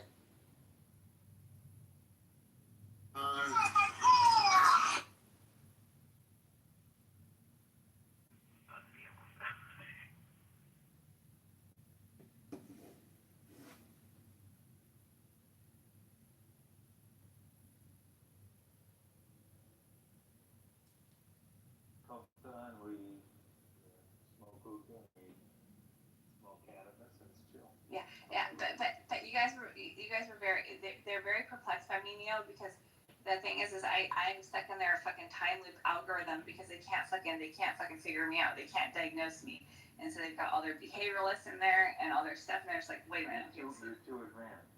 Exactly, and so I'm stuck with them fucking with them. I'm and then I got so stuck with them that I'm like, oh my god, did I just uncover what is going on around here? Oh, it's kind of long. Okay, so now I've been stuck here. Thank you, Neil, for confirming. Sometimes really good reasons for that, but I agree with you. Sometimes it's bullshit. You have to take the cumulative total of a lot of little things. Oh boy. And it also shows how little we actually know about medicine, the human body, and health. What? Joe, I would say the exact opposite. I'd say we actually know a tremendous amount about health and how to keep it, how to preserve it, how not to destroy it. For example, the COVID-19 jab, that shows obviously we're completely ignorant as a population about how to actually maintain your health and not get lied to and hypnotized and propagandized with lotteries and Good Morning America, this is sponsored by Pfizer, etc. What do you think about that, Joe? Hello? So, Alistair, I was disappointed to not see you on the list of politicians that have been banned or political hopefuls that have been banned from different establishments, such as like the Hard Rock or different restaurants. I thought I'd find you on there, and apparently not. It was hard. Hello? Hello? I've never had anybody come up to me and say, hey, are you John Kitover, that guy that ran for Congress? No, not yet. But I have had somebody come up to me and say, hey, are you that guy from Snapchat? Well, no. You're the guy who ran for Congress but is now running for mayor of Chicago. You're the guy who elevates his voice or raises. He goes into a tenor right at the end of every comment he makes. I think. Well, he's actually just pragmatic, like looking someone in the eye and just saying something that's painfully obviously true is a good strategy for a campaign. Like the mayor in the city that I live in ran for re-election, and his campaign slogan, I kid you not, was "If it ain't broke, don't fix it." And he won re-election, and you should just make your slogan, "It can't be any worse than the last two administrations." Something like that, but I was thinking, don't be a dick. Yeah, I'd like to say vote John is better than nothing.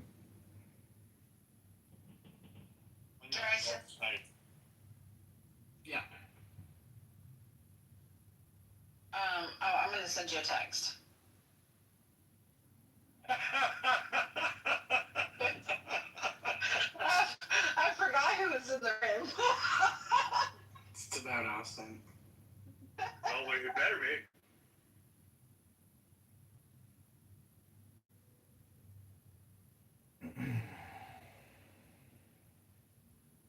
But you know, my marketing materials are much better this campaign. I am going to shut down johnforcongress.com, I think, because like there's no point in paying for a campaign that's over. And I would like to keep it maybe for like SEO value, but I'm like, you know what, fuck it, like move on, let it go. Why don't you do a redirect and just have it go for the website? Yeah, just take the site down, but keep the domain in case you ever need it in the future. No, I can I can always register a new one. That's the thing about domains is like they have completely lost all value because you can just add an X on the end of anything, and it's like so. It's all about your keyword optimization, for the most part. But I'm in ketosis because I had some cheese pizza tonight, and I'm about to have a little more. Heart attack. I take that back. That wasn't kind. Apparently not. It was. Oh, I've had people here say, "I hope your phones start on fire, you burn to death. I hope your house starts on fire." I've had many death threats, many death threats regularly. I hope you find some way to add value to your community and society at large. Well, see, I've always hypothesized, like, what is the first way that you can actually change your community? And it turns out that improving yourself is actually the best way to change your community. It's the first and only place to start and finish. And really, that's called using your brain to improve your brain, which I doubt that you've done in quite a long time. Trash for them because they're old and, be civic minded, but you do you. Well, if you see my PTR, I'm holding up what's called a book. I doubt you've read one in many years. I know people that haven't read books in 20 years. Actually can't read. That's why I'm on a voice app. Otherwise, I'd be on a cheat sheet.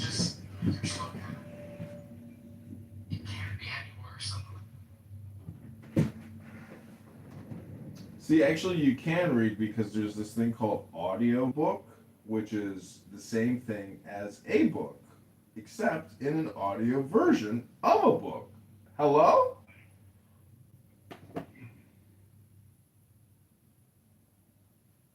But people on Do you Clubhouse. have any recordings of yourself having phone sex? How does it end?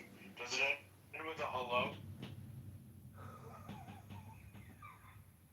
Could you imagine? I'm gonna do that next time. Next time I get laid, right after I pop that load, I'm gonna say, "Hello."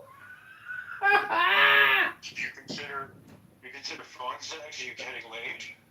No, I'm talking about in the real world, in the fleshy domain. This Friday, Saturday night. Hello.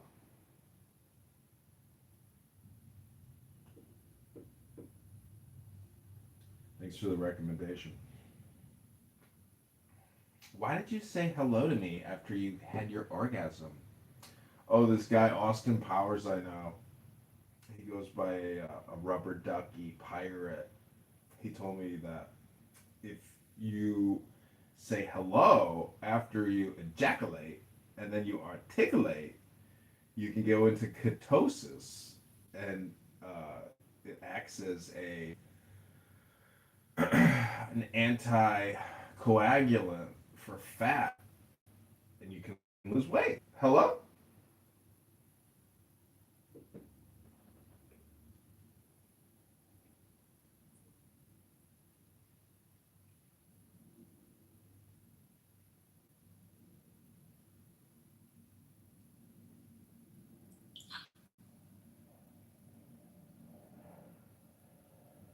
Has your Clubhouse been like glitching for you? It keeps glitching.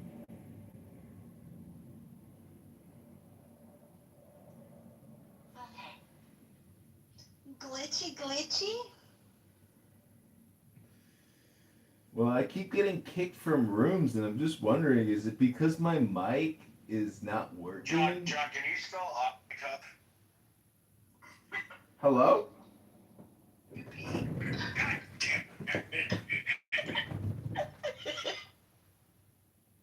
I see you, Pete.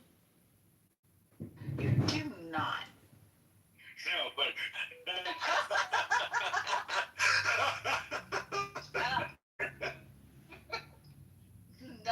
No buts. Okay. Fair enough. But John, can you spell cup?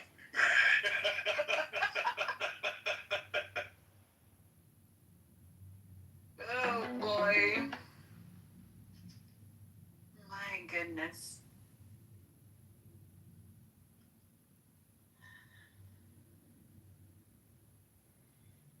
Wow. looking up how to spell it right now. We officially killed the rat. No, I mean, I thought you were being facetious. Hello? Hello? Is this app Did all that glitching? make sense to her?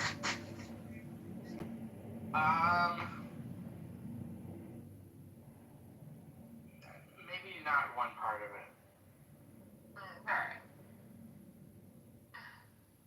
Do you have Matt Gates' number on speed dial, John? How'd you know? Well, I was wondering, when is he going to replace Cash Patel with Matt Gates? Because I don't know if you saw Cash Patel's post, press dinner party where Cash Patel was like, We took control of the crime scene. We called in the crime investigators and immediately started examining for evidence. I was like, what in the fuck? This is so stupid. You know, like, he sounds so amateur, like it's his first time, like, running a crime scene. Get a job in customer service. Oh, I already run a nonprofit complaint department. You're participating in it right now. Hello? And not profit. Yeah.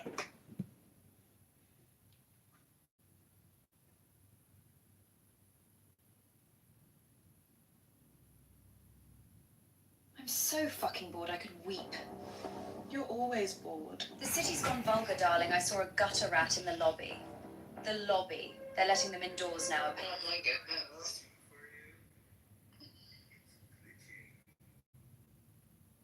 I'll tell you what, John, how big of a donation would it take? I've got $37. So how much donation would it take for me to give you? Just to leave. Well, I think you would be. Yeah, you can buy me off.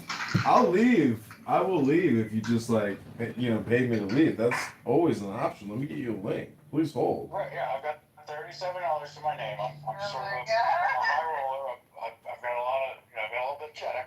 Austin has a lot of money. You could bilk him for more than that. So what are we talking about? Like 3-4 cents? What? Like how much? Oh, if you want me to leave, you gotta give me $10 at a minimum. You want almost a quarter of my wealth? Yeah. Just think of it. Think of how much I can give back to you for a lifetime. Oh, I give you 100x as a politician, no doubt. I mean, I'm gonna cut your property taxes day number 1. Have you seen my 3-day plan? 25% day 1. Boom. Probably just saved you another $3,000 a year. Hello?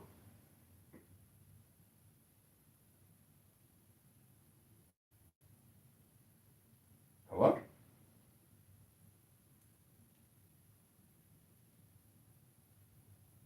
I don't know. It's very difficult to give a very specific answer. Rather, I say that when our founding fathers, and they weren't my father, but the founding fathers, nonetheless, they were thinking. They were smart. They didn't look like me, but them motherfuckers smart. They knew that people in time would try to change shit. They knew that because they knew how power is. Power corrupts. It don't have to be black or if you're white, if you are different. That's why they gave us the law, Kenneth, the law. But power corrupts. So, to the extent that our founding fathers were smart, I give them credit for that. And they knew that shit. And as a lawyer, I become aware over time of that fact. So, my sharing and my answer to that, and just to be profound specific, what was your question again? Because I want to land with that, because I know somebody else will say something. And I want to be specific to your answers. Kenneth, what did the founding fathers know about Islam that the woke left Democrats have forgotten today about Islam, Kenneth? The Muslims. Hello? Well, they didn't forget nothing. Did you see how they situated the Washington? Washington, they made it. They knew about geometric universal law. They was aware. Them dudes was not dumb. They knew how to construct a fortress, is what you're saying. They did not like black people, but some did like black people.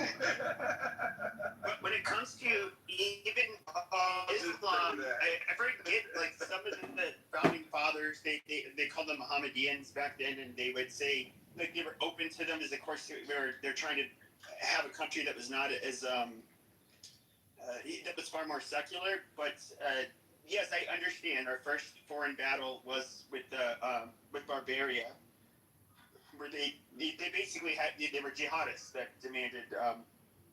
Yeah, we declared we don't pay terrorists. We don't pay ransom. Hello? My last question to Kenneth was, did he feel like the progressives and far leftists were hijacking the liberal party? We've been hijacked because of the money. Yeah, but look, hold on. I don't want you to talk to me for 5 minutes. Like, I don't want to hog the stage. Money is a powerful motivator. It really is. But it's not the only motivator. People do a lot of things for a lot of different reasons. One of them is ideology. And if you consider that wokeism is a type of religion, it can be substantiated as such, people will sacrifice much for their religion. And what I'm seeing in our society as the leftists that are condoning political violence, quite willing to sacrifice conservatives on their altar. Well, what happens is that, and the unfortunate thing is that we see a lot of violence within scriptures, within the Bible. So it allows certain entities to feel that violence is okay. And it's within our right to do the things that we are doing because we have the power. And if we want to point to scriptures, then we can point to scriptures and say that we have the power. And that's why it exists. It's still more than money, and I think you reducing it to money is not being genuine, but I'll yield the mic to Pepe and other people who are less boring than I am that don't kill Let me especially when let me jump back in here. Real quick, Monica, you're not boring. Go ahead. Oh, Wallace, how you doing? How drunk are you, Wallace? Right, how many? No, I had two 12 ounces. I'm cool. Alright. Kenneth, I gotta ask you, what do you think of Trump? We just gotta get that out of the way right now. Are you there, Kenneth? Maybe stick your water break. He's doing lawyers.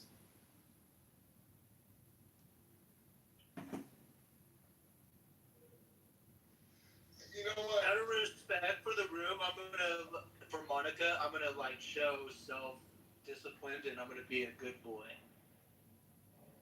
Well, first of all, I love Trump. I do. For various reasons. Come on.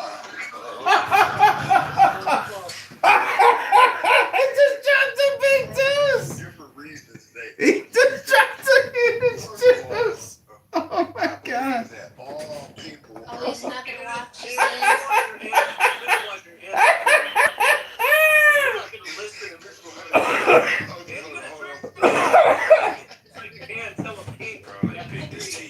Dude, what is up with this baggy, this female energy? Did you wash your hands? Put them up there, buckets. Like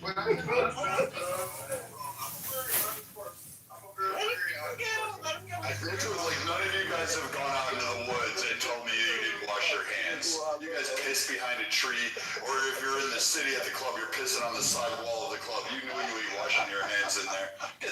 Spare me with this fucking cleanliness, guys. You guys will fucking scratch your asses.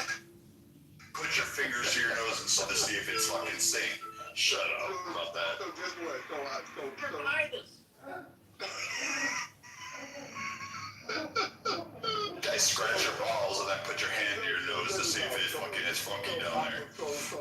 this out, family. I live in Detroit, Michigan. I went to undergrad at the University of Minnesota in the 80s. So there were people that didn't look like me. That I was the first. Dude, you were in the whitest state at the whitest time in the whitest part of the fucking world. Kitover. Yeah. 1988 from 1993. Dude, that's like the whitest. From Minnesota. I was like, dog, I know people from like. Dude, they only had 50 shades of white. That's only 50 shades of white. Hey, but at the end of the day, they was my brothers, though. And Dude, that's this is why like I'm the saying reunion. that. That's why I'm talking to you in that range. I'm never going to argue with you. It's just that we come from sides of a coin. That's all. That's it. And that's all I'm trying to ever impress to my brother. Damn, are you the tarnished side of the coin? Nobody polished you. You need to trade in your pink ticket and get polished, bro. What's the pink ticket? I don't even know. Yeah, you didn't type that in, by the way, Kenneth. What's that mean? Get the plastic. Just click Cash on in the. that pink ticket. Just don't Click click on on the I title don't even of the know what a house. pink ticket Don't means. polish you, bro. It's all good. Click on the title of the house up here. The President Trump is hit join. Yeah.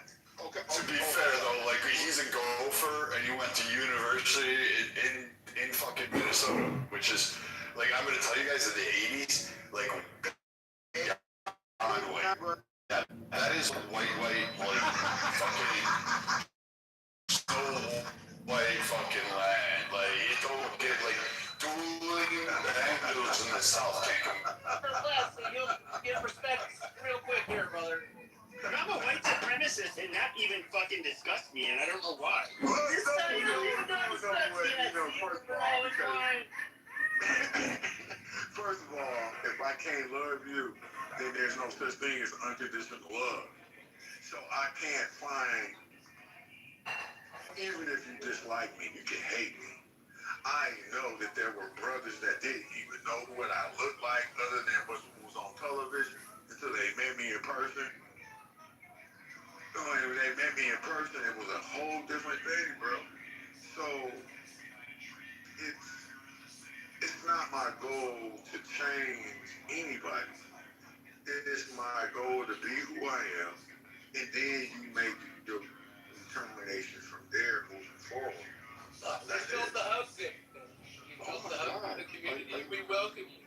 Oh my God, are you actually living the teachings of Jesus?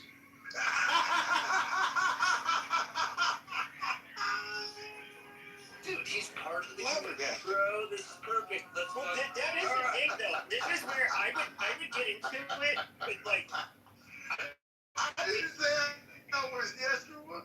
I would get into it with, like, people like the Grapers. My family.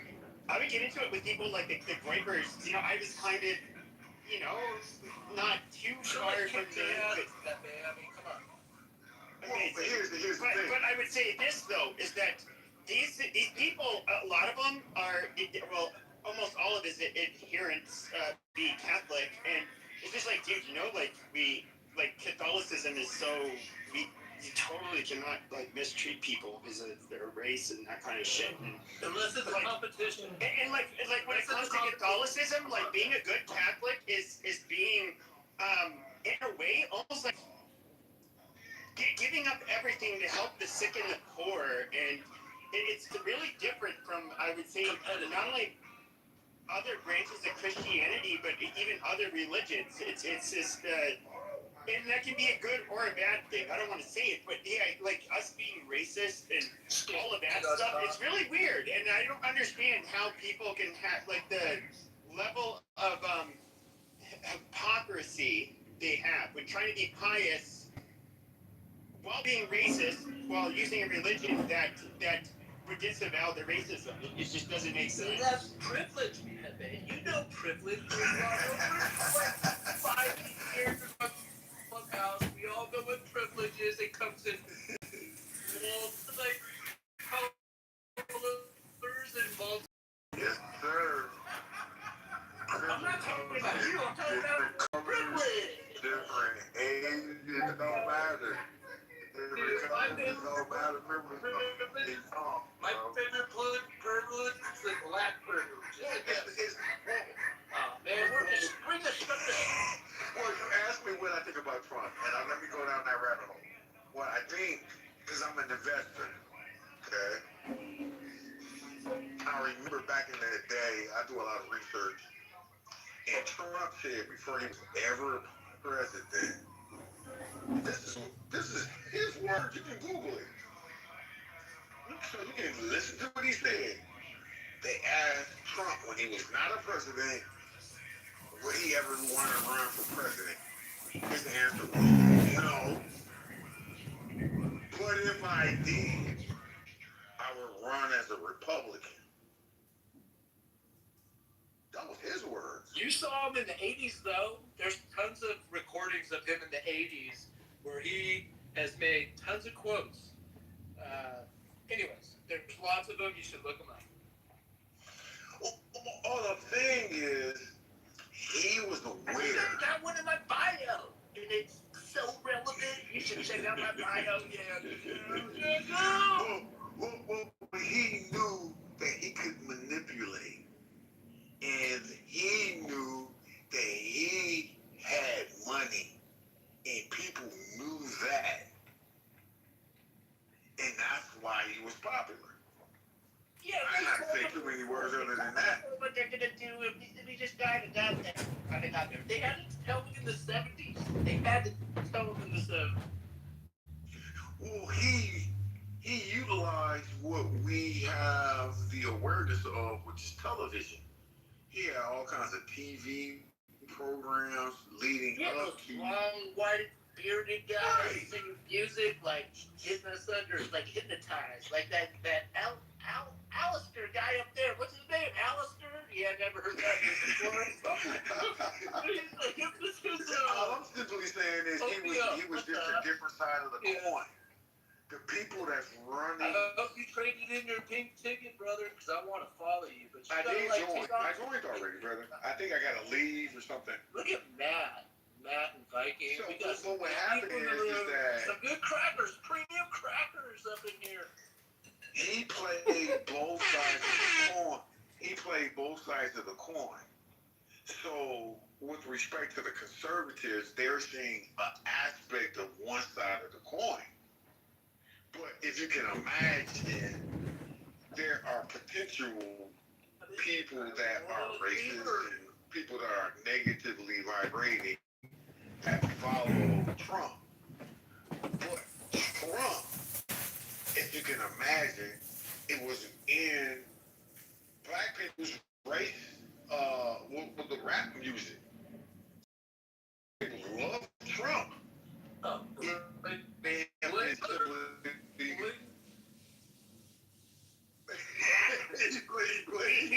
There are some very Negroistic characteristics of Trump, but I need to ask you one question, and I'm dead fucking serious.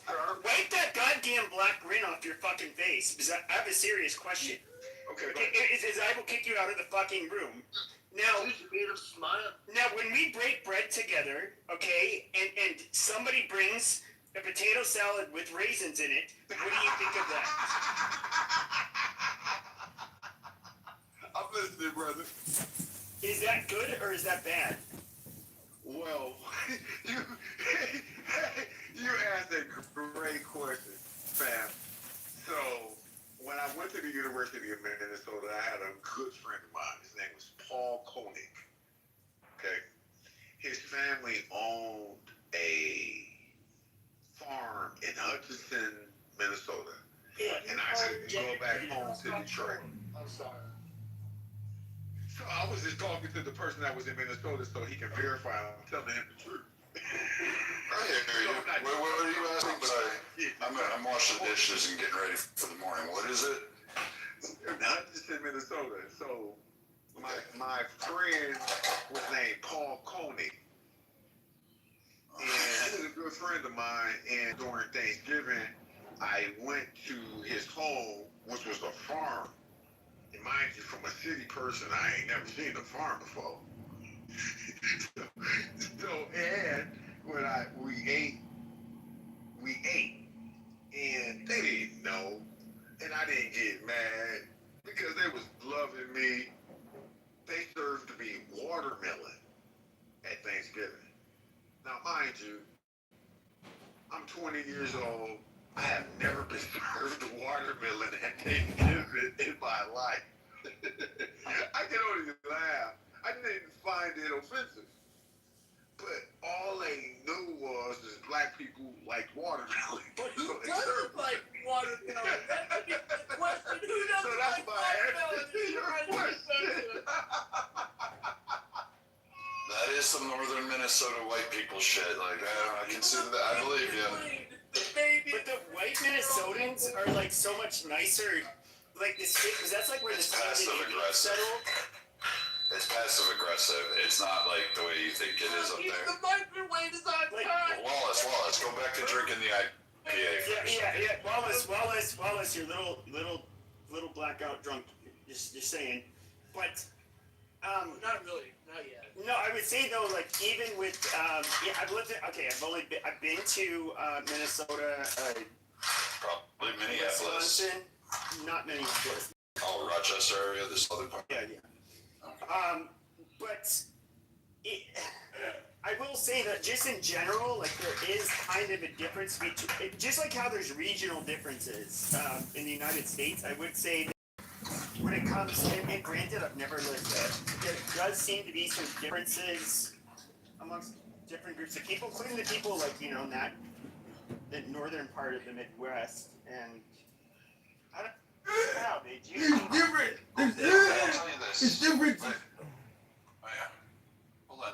So like, I will say this. You're right. There is like they have a passive aggressive in the city. When I first, it was beautiful. Like I mean, parks, everything. People actually smell. No, there are some racist piece of shit cops out in the fucking city. You couldn't deny that shit. Fuck yeah. Can I pause you a little second? Just let me finish, buddy. You can go. Yeah, like that shit was really, because you saw it from the sidewalk when you went into Minneapolis. You went to Minnehaha, you were around Beta Muscat, you were walking through Uptown. You could kind of tell, like, you could see what was going on there, and a lot of people of a multitude of colors were all like kind of uncomfortable because the cops, they were a different set. Like Chauvin was like probably a mild comparison to some of the cops up there. So I get it. But like when you got out of Minneapolis area, you got out of Hennepin County, and you in Wright County. I live in Friendly, brother. There you go. Once you got out of those two counties, you were fucking. All of a sudden, it opened up. It was a whole world. You hit Duluth. People were happy. People were beer, smiles on everybody's faces. You were sitting down. You were partying on Lake Superior. Like you turn around and it'd be all black people, everybody be eating, everybody having a good time drinking, kids playing in the water, in the surf, cold as fuck, but it would be fun. And then you come down to Minneapolis and it was really a weird vibe in Minneapolis, I guess is to try to say, because just... Red, what the fuck are you talking about? There's two happy people in Duluth. Go ahead, whoever was speaking, go ahead. That's the... He knows though, he's been there and I've been to Duluth. It sucks. Duluth sucks. If I knew it was gonna be that cold, I would have not chose to go. It's not that cold. it's fishing. It's the fishing. You know, you go fishing in different places. And it's not that cold. I mean, go to the Pacific, go to the Atlantic, it's fishing. We're going. So I came around like a midnight, like right there at midnight. I wake up the next day and I'm like, I went to the. God damn it, Wallace. But like, there the next day, I'm like, I'm in Anchorage and I'm just like, holy shit. Like, oh well, there's black people. So like, I didn't picture that about Alaska. And then there's like, I'm talking to the security guard because I'm just waiting for my fucking, girlfriend just to hurry the fuck up. And he's like, oh, they shop till they drop, don't they? And I was talking to him. I just remember thinking in the back of my head, and I was like, of course I didn't say this out loud, but it's just like, holy shit, like you motherfuckers would not even exist here probably 500 years ago because you like die of vitamin D deficiency, whereas it takes a very special, like, you have to be basically an Eskimo to live here. And, like, you have, believe it or not, like, quite a lot of black people in Anchorage. And, I would say one of the cool things about that place is that it is super libertarian. Like, nobody cares. You really shouldn't interrupt Pepe. Let Pepe finish. No. The only thing I was going to say is that was one of my, even though I did not like the climate, it was perhaps, somebody who grew up in Arizona, you can probably understand why I didn't like the climate, but I would say the people there were probably the coolest I've ever met. Just super libertarian in a way where it's like you have boundaries you don't cross, kind of just let people be. It was a really cool place. Down Pepe in the state. Kenneth, I bet you miss those hot dishes though. I bet you miss it. I bet you miss that. And those Juicy Lucy's, I bet you miss those. Those were good, man. What is it, Juicy Lucy? Whoever said Juicy Lucy. Pepe's a goose. You just don't know what You know who's a Minnesota? No, you just lost that. So if you're in Minnesota, just order yourself a Juicy Lucy, and you'll figure out what it is, and you'll enjoy it. I'm gonna have to look it up now. This is bullshit. What's a Juicy Lucy, bro? You didn't have one? No. Oh man. All right, I'll tell you. Right? He's still It's like a burger. Just look it up. Yeah, I told you. And it's stuffed. It's on the inside. What restaurant? All over. They're served all over. What? Yes. I'm gonna have to call my boys to be out. What? No, it's a type of dish. Capitalism is lost, family. This is why everything is great in America.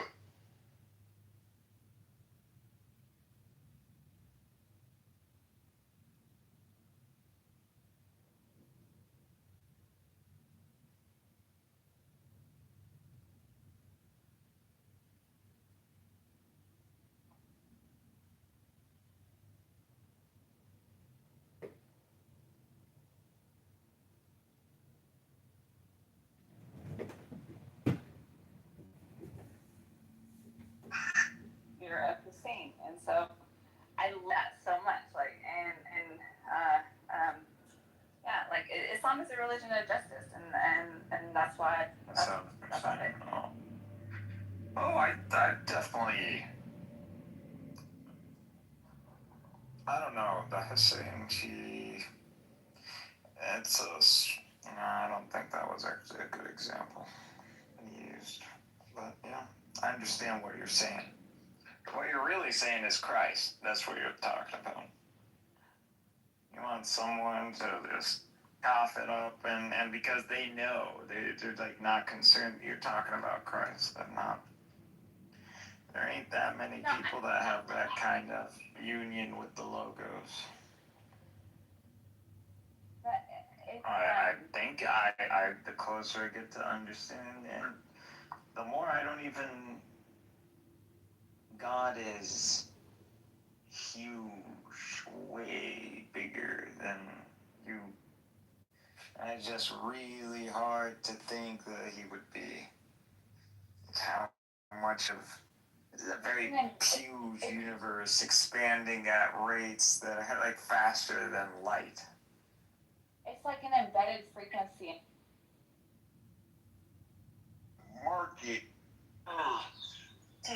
I don't He want to does troll it. you, but And because he is influenced by APAC just get off the and bus. Epstein issues, he's motivated to do certain things and to say certain things. But at the end of the day, he loves money. That's why. What other president added an extra section to the White House? But it's part of it. You gotta love it because it's part of it. It's kind of sad, but yeah, you gotta love it.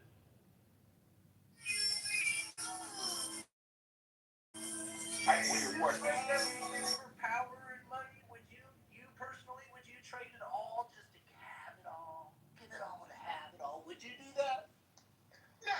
because I know money you can't take with you. We call death. So take it while you can. Is that your mentality? For me, no. Trump, I think yes. Yeah, I would.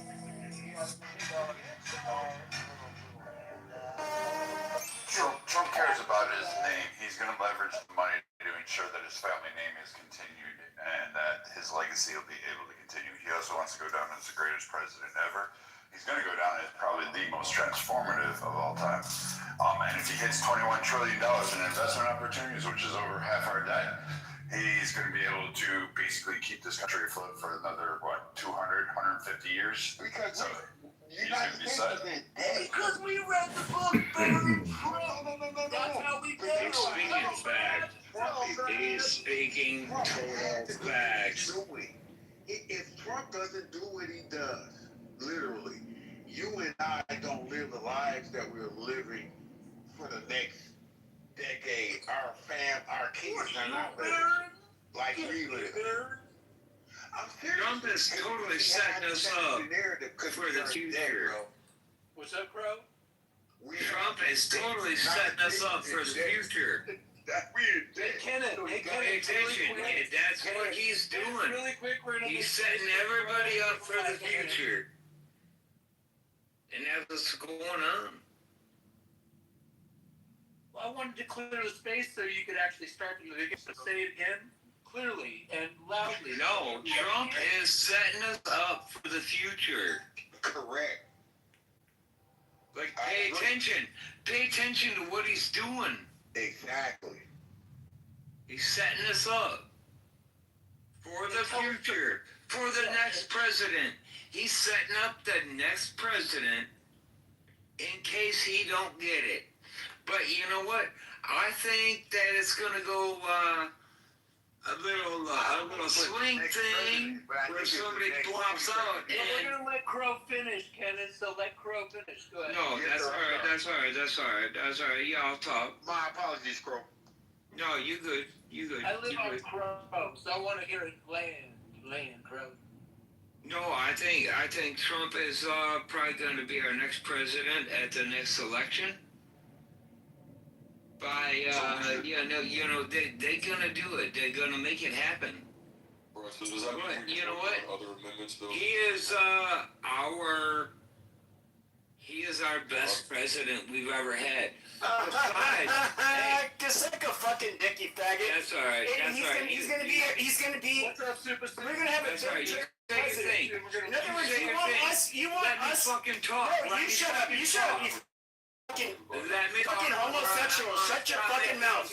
Hello? No, I moved you to the audience because you stupid, Hey? you stupid piece of shit. So you're trying to tell us that we're gonna have a president who's gonna be so great, which by the way, he's gonna be like what, not in his 90s? I don't know. I forget how old he is now. And he's gonna be the greatest president ever. This is fucking retarded. Okay, and he would. How much he would change things constitutionally in order to remain president? Like that's just chaos. And I get it. You can be a super fan of Trump. That's fine. I voted for him 3 times. I talk a lot of shit about him though too. I voted for him because he's the best option.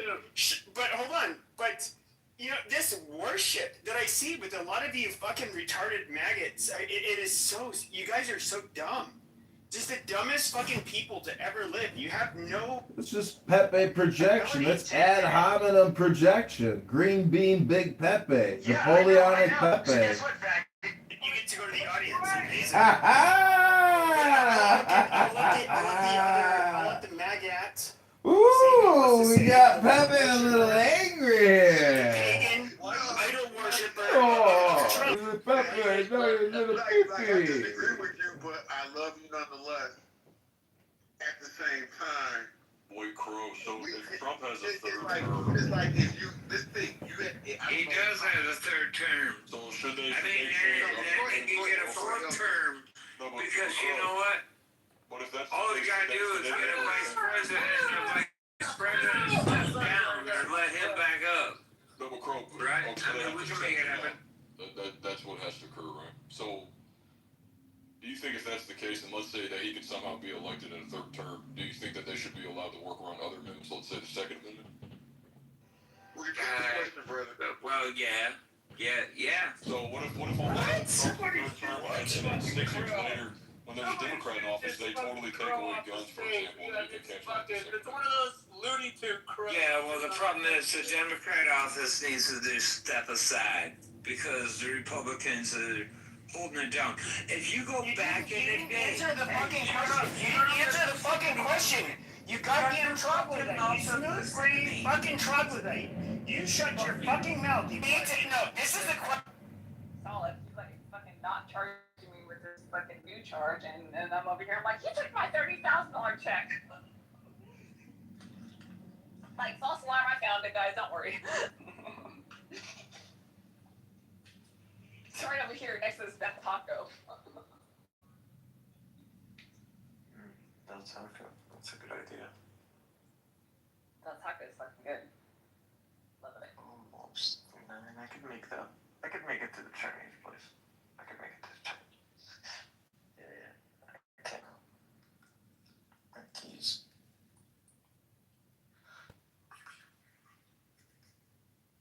Yeah, I could make it. So, Lumi, I'm wondering, Lumi, have you ever studied the two Barbary Wars that the U.S. inflicted on Tripoli in the 1800s? What? Hello? What? Hello? I'm asking you, do you know about U.S. history in regards to Islamic piracy? Hello? Yeah. What? To Tripoli. Yep. There were two Barbary Wars, and the U.S. government refused to pay tribute, but they did pay ransom. They ended up paying tribute. Well, they wanted to legally call it ransom and not tribute because they found it to be ridiculous that they would have to abide by the Mohammedan constitution. Well, the point is, they fucking went over there and kicked some ass, and they actually took a whole city. And the guy that took the city was upset that the U.S. brokered a peace deal when he wanted them to release all the hostages with no money. And we paid $60,000 in 1800. 60,000? That's like 5,000 a human head. That's a lot of money back then. I mean, multiply that by 100. Believers because they decided not to pay because you decided you wanted to get out of it. Zuni, you sound annoying. Please mute. Please stop talking in code. Please stop. Talking in code? Please stop talking in front of me about me. Stop breathing, John Ticker. Stop breathing. Zuni, are you Jewish? She looks it. Yeah, you look Ashkenazi. I am Jewish. Oh, Ramona Shalom. Congratulations. I didn't know you were Yiddishkeit.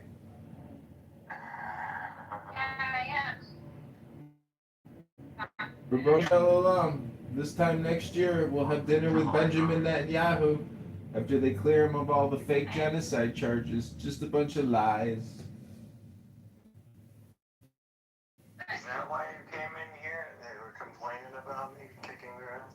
But can't get about me in front of me and this like I'm so sick of it. You guys have been going on so long. Please stop and no gaslighting, no nothing. Illumi, I heard a rumor today that they're saying there's more Hamas fighters now in Gaza Strip than before they started the war. Any sense you would appoint me as your king? Well, you're just a cartoon, though. That's what you don't Not any understand. sense, and I would make your lives into a paradise, but with a clubhouse, cheap. Instead of unifying around a person, any animal, every animal in the freaking animal kingdom finds an alpha. Mm-hmm. Find a leader of the pack. Well, They organize into hierarchies. yeah. No, they don't. Not necessarily. Have you ever seen birds? Have you seen how birds operate? They're like the alpha predators of society. Birds don't give a fuck. They will kill and eat and fly and fuck. They don't give a fuck. They're free. Birds are more like drones than they are freaking. Why do you guys talk living things. Like, Oh my God, Zuni, zip it, Zuni, Zuni, zip I it. still don't know how birds work, by the way. What do you know that I don't know? It's nothing. We're in a book club. You see that my PTR? I read that book today. You ever read a book like that? Hello? Yeah. Bet you didn't. Bet you ain't read a book in years. Years. Hello? Why do you guys talk about me in front of me? What do you guys know that I don't know? We know Why some does the whole world know secrets. something that I don't know? We know some secrets that you don't know. Zuni, they were like, Why does the whole world know something that I don't know? Because you're not reading enough good books, Zuni. We've got really good axioms and aphorisms that have increased our intelligence. We're like the next stage of human psychological evolution. Hello? Yeah, but like everywhere I go, it doesn't matter. Like, and I'm not just talking about online. No matter where I go in the world, Well, what about it? it's like the whole thing is like orchestrated. No matter where I go, and like I try to test I got it these too. new combat boots. I try to Oh my test God, it they're too. so I try to comfortable. test it too because I thought it's like I try to build a profile. Like say if you were looking for a criminal, right? You would have a profile, right? This person's like this, person's like that. I cannot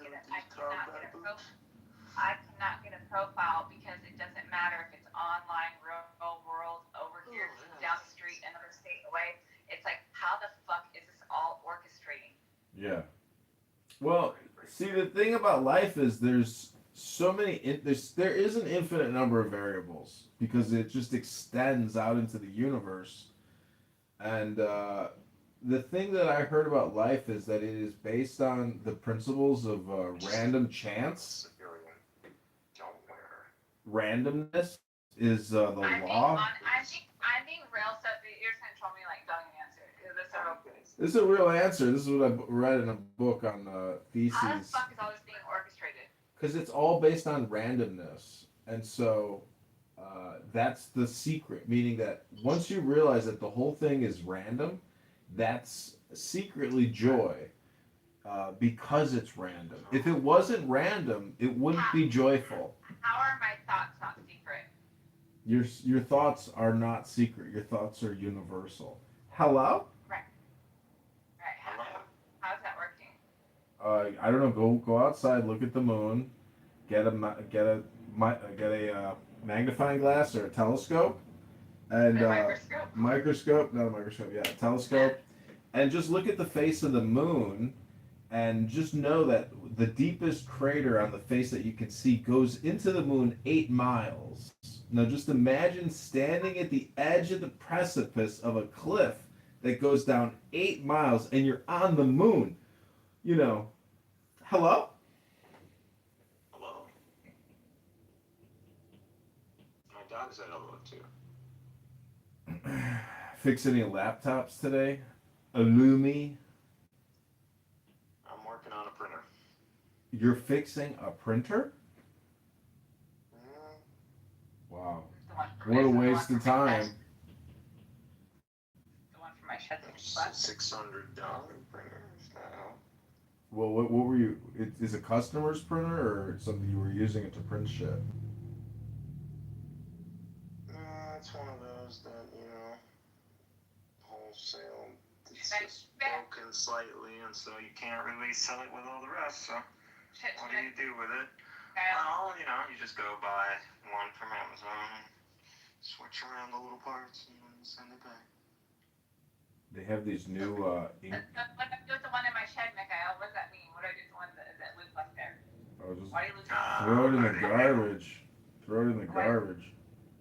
I don't know why you left that printer there. So Why would you throw something of value in the garbage? Because these printers, honest to God, like if they're in a box, put them online. If you don't need a printer, you can sell it, if yeah. they're broken, find a replacement.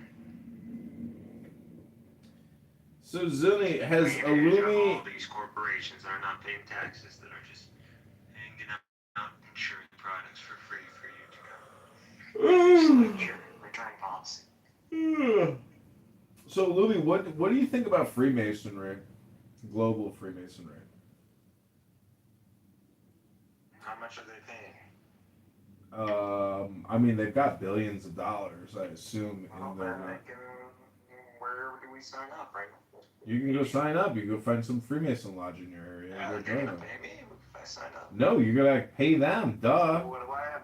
No, that sounds like a Ponzi scheme right there. Exactly. But what I'm trying to say is, if you look at them. It's too highlighted. It's too talked about. Things that are actually evil and done in secret are not this fucking popular. So what? Well, you still have to look at it. There's history. It's not Freemasonry. Oh, really? You're so sure about that? Because I have history books on Freemasonry, and it's global, and it's the Europeans, and a lot of it is political. So there is a political, historical, you It's a know. placebo effect. These people think, oh yeah, look at us, we're over here, we're doing something. It's a side It's not placebo. These are networks. These are communication networks, and to say that they didn't do anything is stupid. And if you think that the books that I have are just stupid, well, I would just ask, what was the last book you read? Hello? The last book I read is Hello? Quran. The same Quran. See, every Muslim can just say the Quran on that question. No, it's actually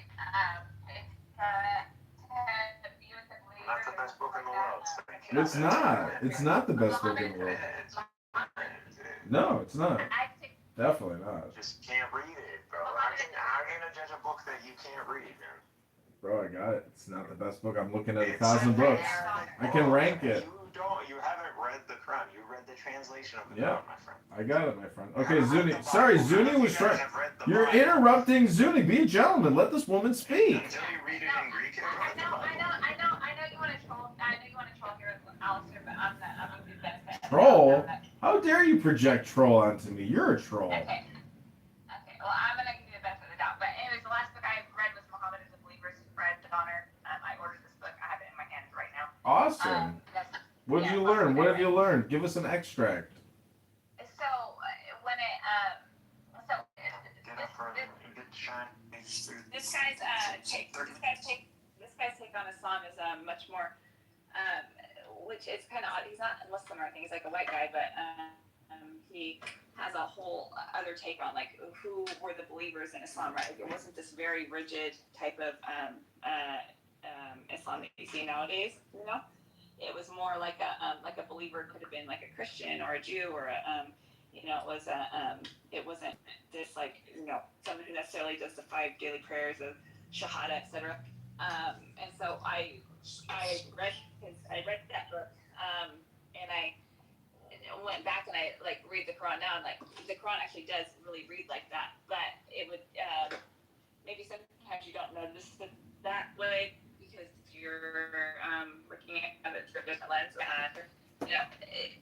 After some of the things that he said, there'll be things I read. Did the book mention anything about trans or LGBTQ? Because I'm sure Necro would like to know what the Muslims think about the believers who are trans or LGBTQ. So the thing that I noticed about so like those kinds of things, people like to focus on those because the majority of people, it's not like I wake up every day and I'm like, oh God, I hope I don't want to love a girl. No, I don't love a girl because I'm in. So it's easy to highlight one sin that most of us aren't doing and then go against it. Well, everyone's is really against fucking the transgender. It's like that's fair, Andy's working everybody off of his business, and so he's doing all kinds of shit. But it's just like it's one sin for everybody to gang up on and come together on, and then highlight and focus. Like this is the problem. Well, we're all a problem. You're just the guy that focus on this one because it doesn't involve you, and it's something that you can unite on, and that's that.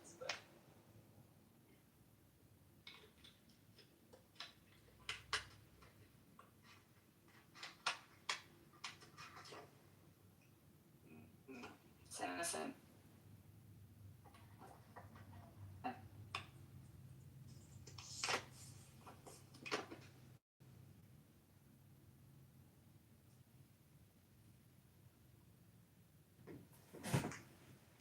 Because after reading the Constitution of Muhammad, I just have found that The Islamic Constitution is basically a charter on how to start a mafia organization to basically blackmail people, abuse people, intimidate people, rip people off, and give them no real jurisprudence, no jury trials, and always leave it up to the Ummah, to the Allah, and to the laws of Muhammad. And to me, those believers versus non believers, in group versus out group, to me, that's ignorance because the in group fails to recognize that they can't be the in group without the out group. And so, therefore, it is a network, a hidden network through communication. And in 2026, if you are still living in the year 600, shame on you. Read more books and stop with the bullshit. Because Muhammad was a mafia don, a godfather gangster, and he hypnotized millions and hundreds of millions, billions of people throughout the years. That's not true. Oh, it's true, baby, because you don't even know the Constitution of Islam, and that's just like your opinion. I am citing facts. I can provide links, and we can debate actual source material from Medina, and you can try to wise up, and you can fight the Ummah, you can fight the Muslim terrorists, and you can fight for justice and liberty and peace and wisdom. I am complete. Hello? Yeah.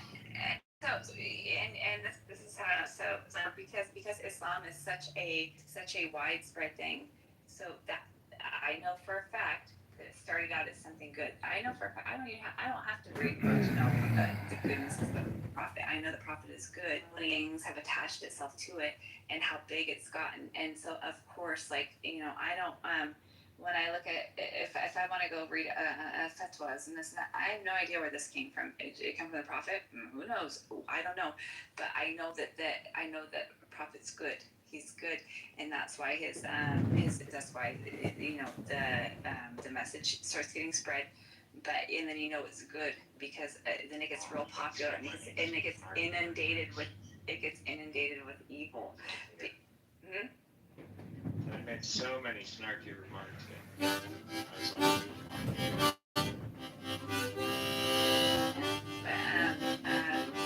So then the level of slander and the level of hate and the level he's crazy, he's this, he's that, so you're like, oh yeah, and there must be some prophet because the Muhammad is the messenger of lies, hypnosis, and destruction, and blackmail, and blood libel, and blood. The guy is just a gangster. He's intimidating everybody. Come to war with us and pay for it, or we'll kill you too. That was his message in the Constitution of Medina. You should read it.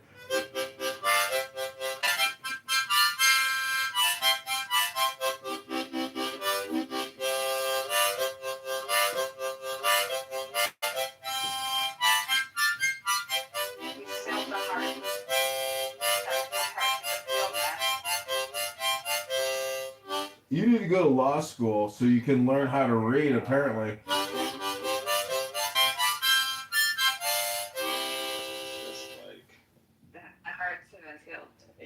It's like he wants. It's like I don't know, whatever floats your boat. So, and then you also believe that if you sincerely repent, that God will forgive you, correct? Yes. So then, what would be the point of the crucifixion? If you already know, if you sin regardless, sincerely repent that God's going to forgive you, what would be the point of the crucifixion? The crucifixion that God placed the punishment upon the sin that you and I have committed. So when you do your sin, it's put on the back of Jesus already, past, present, and future. Now, Greek doesn't agree with that, so Greek can weigh in. This comes into the theory of the atonement, and I think that I affirm substitutionary atonement, that Christ became a curse for us. He stood in our stead, taking on the wrath of God to appease the justice and holiness and wrath of God. So Jesus took Sorry, that. before you keep moving forward, I'm just trying to gather this all together. Break this down. Yeah, that's fine. We've established, right, that God is merciful and forgiving. Yes. And you do understand the difference between being merciful and being forgiven? I think the mercy is giving you something that you do not deserve. So all of us deserve death, which we do get physical death, but we deserve what's called the second death. And Christ has redeemed us from that by dying on the cross for our sin. So yes, he gives us mercy, and the mercy. So in your thought process, the mercy is the forgiveness. Yes. That's the mercy. Yeah. God simply being merciful, because that's what this Because he is simply, being merciful. But God is simply merciful. Why the crucifixion? I'm merciful. I know you and your intention. I know that you're human and that you sin, right? I think he's been very successful for a long time. But I don't think it has nothing to do with bias. I also think that a lot to do with bias. It's not, bro, because I don't think nobody will argue about his success for 16 years. Right?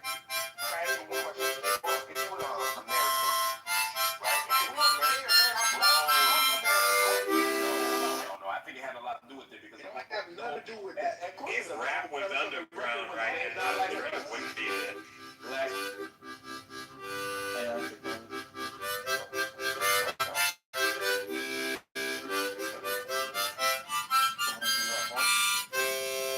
I have business. I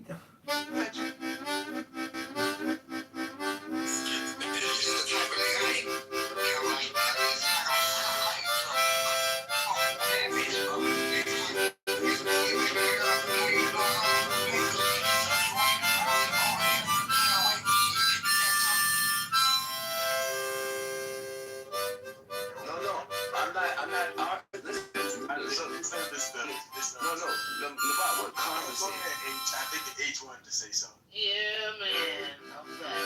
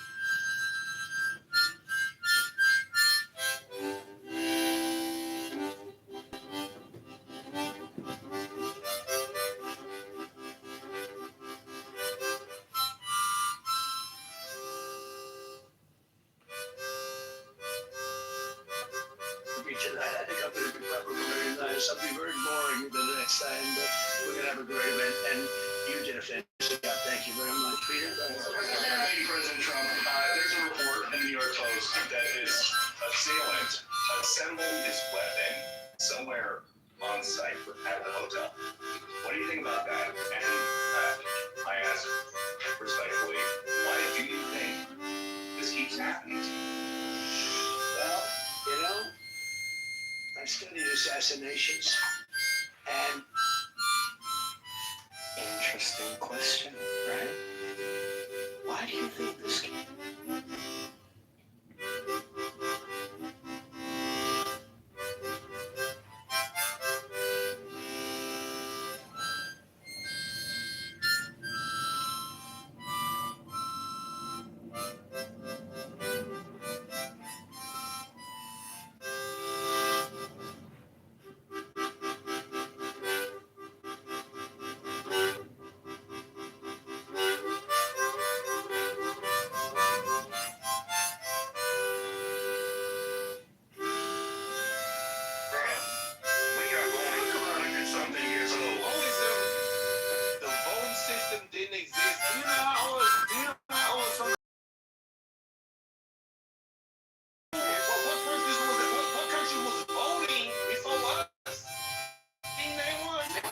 America actually got the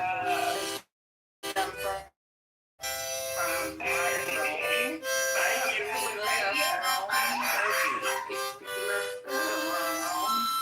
yeah.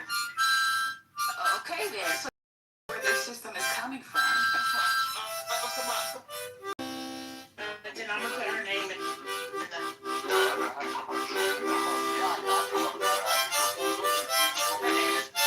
Ajoke Ojo.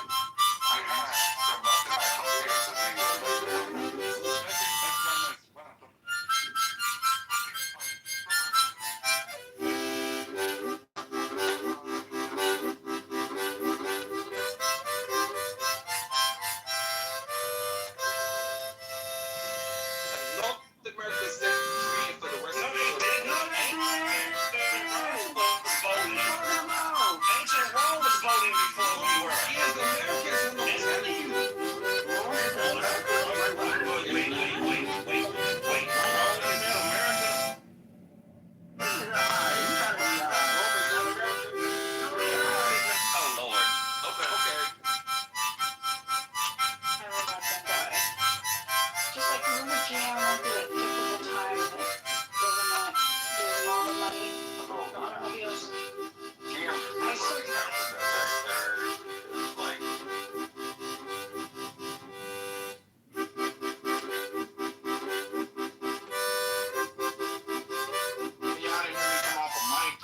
One thing that I have seen other brothers do sometimes too is not try their best not to control the conversation, but let the other brothers talk.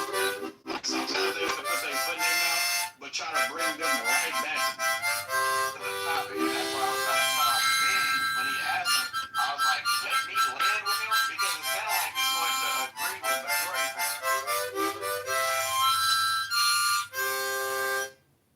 It sounds like he's going to agree with majority of the things that I was going to say anyway. And the brother actually turned out to agree with majority of the things I said. So therefore, like I said before we even had a conversation with Prince, I said, Prince, it sounds like you want to have a discussion with somebody else. So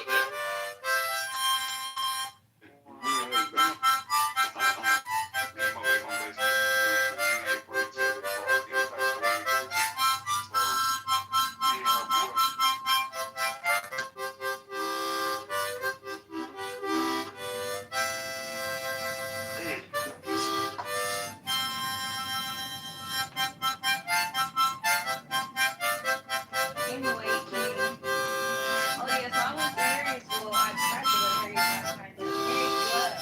I got there. It was so motherfucking packed. There was no way I was getting in that one. I had this.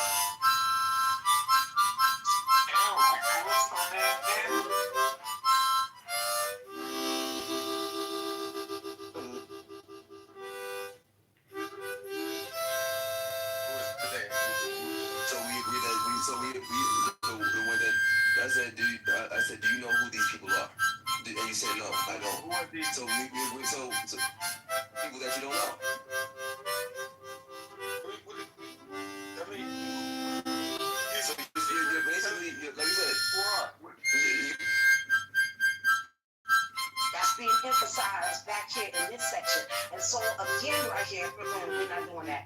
And so, you guys already know. You have to start the title. I want the truth. You can't handle the truth. We talk about this criminal syndicate all the time.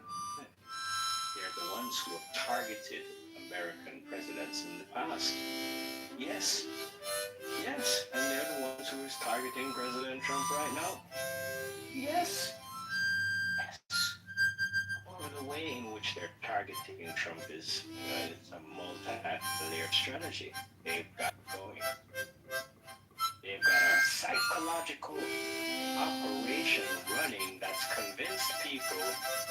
to hate Donald Trump. They suffer from a condition, we call it TDS, Trump derangement syndrome. Perhaps you've heard of it.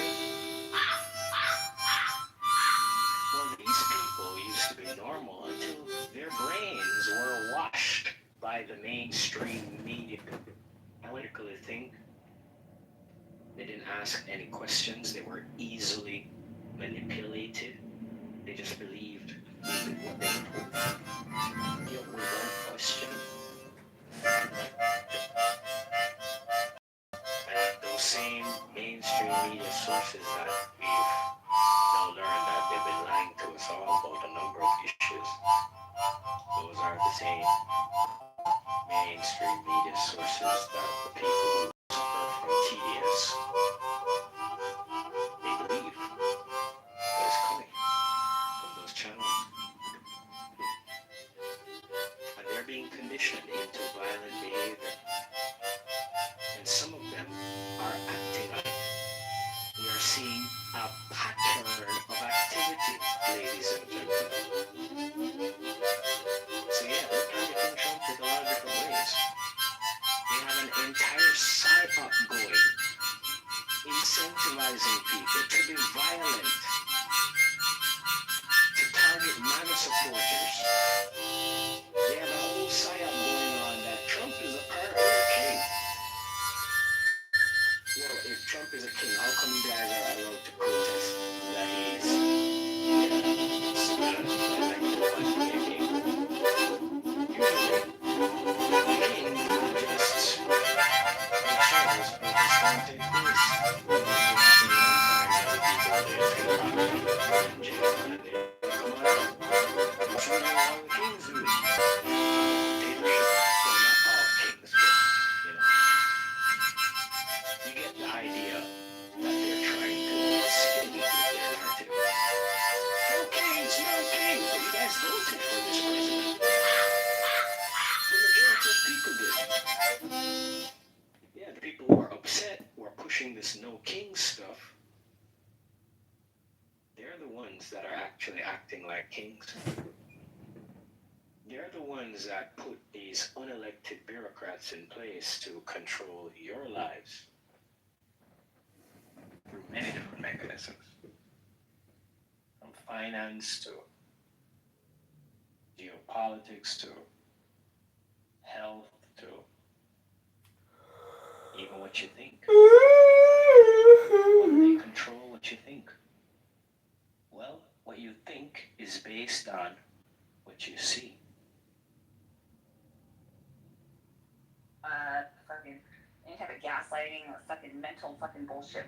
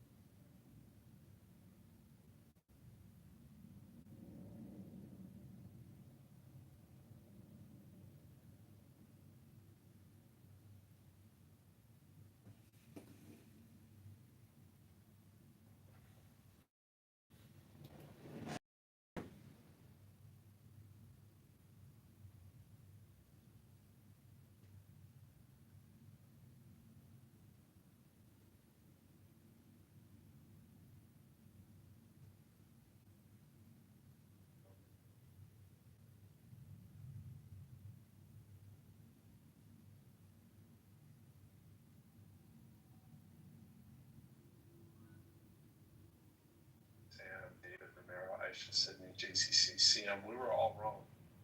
And you were right. That French? I'm like ashamed.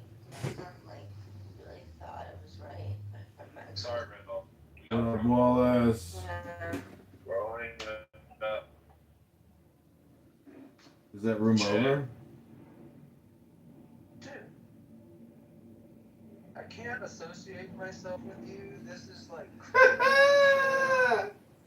But those motherfuckers are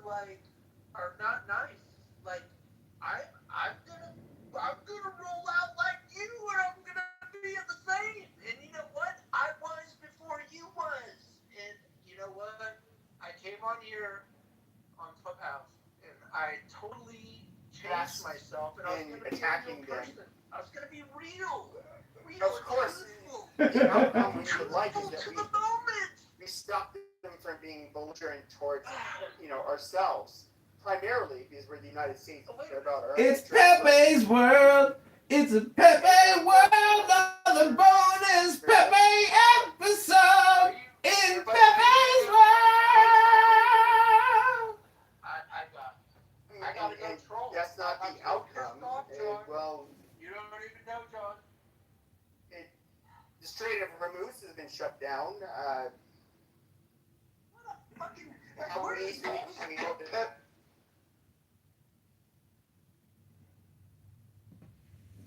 All right, everybody, welcome back to another exciting episode in the Progressive Movement House. This is another episode of Pepe Never Shuts Up! And they have done so by using poetry. I've been reading poetry, and I've been doing the best for myself. And you to go out and enforce their way. They were able to run around the U.S. blockade about a week. That's my experience of following you. Who was speaking? I'm trying to figure out.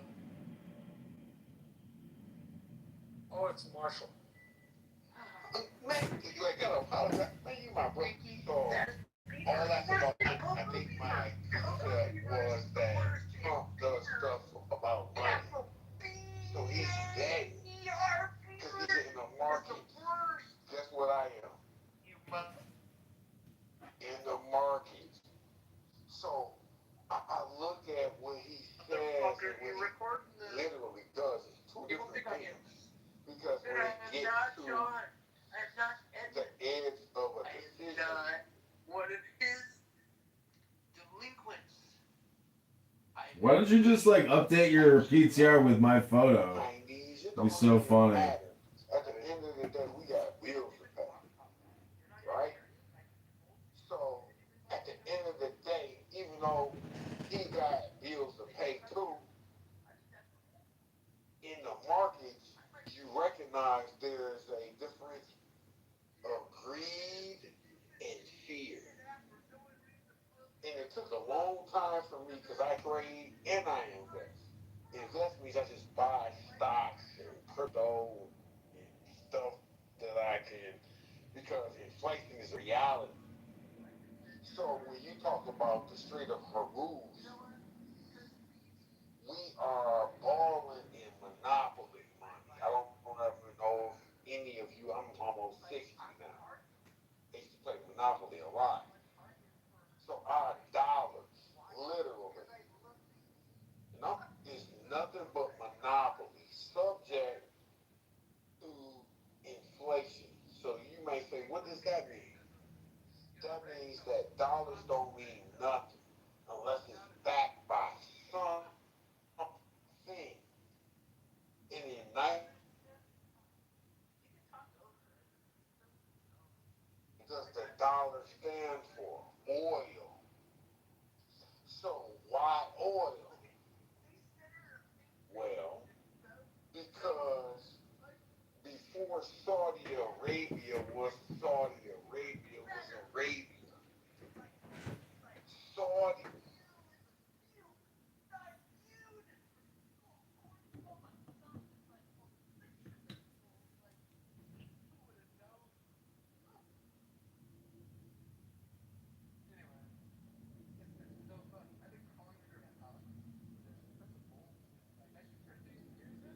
All in cahoots. They were in cahoots. Cahoots! Back the dollar by crooked.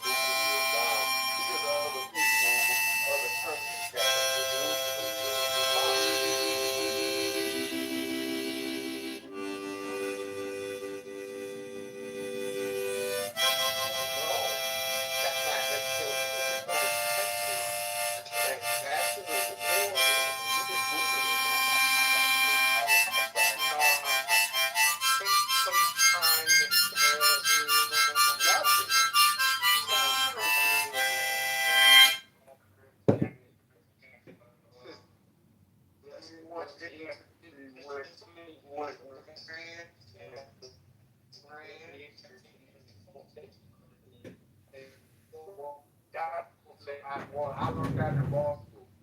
No, seriously. I learned that in law school, and what that means is that we got the biggest army and we can bomb your ass. That's what that means.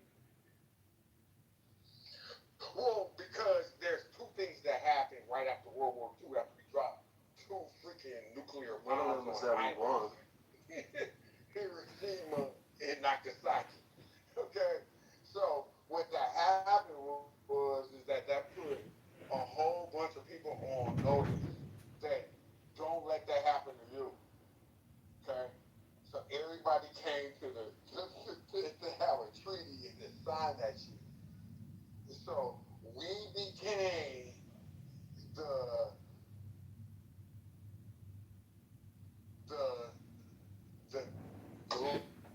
glory at the time because we could drop a bomb.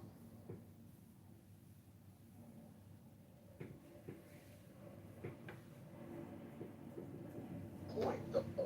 Here's my point.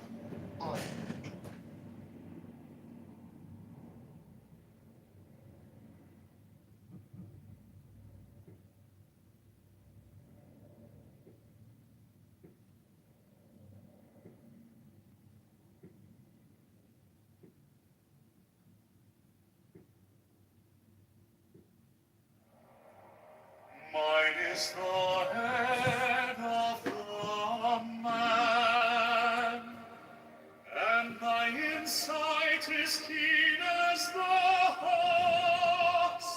By my head I invoke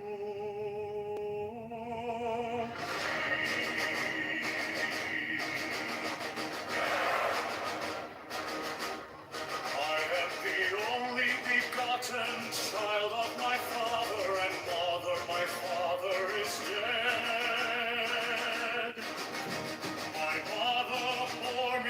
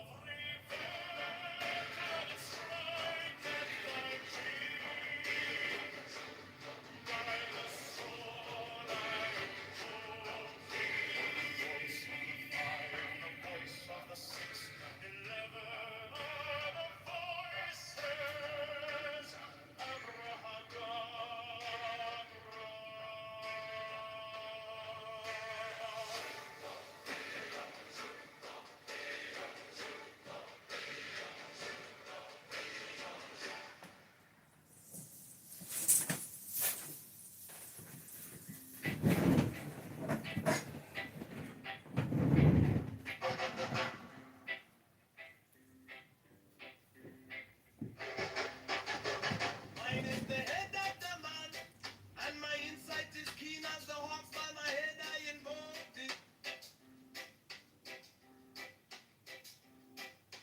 I am the only begotten child of my father and mother. My father is dead. My mother bore me with labor and pain and fear. By my body I invoked it.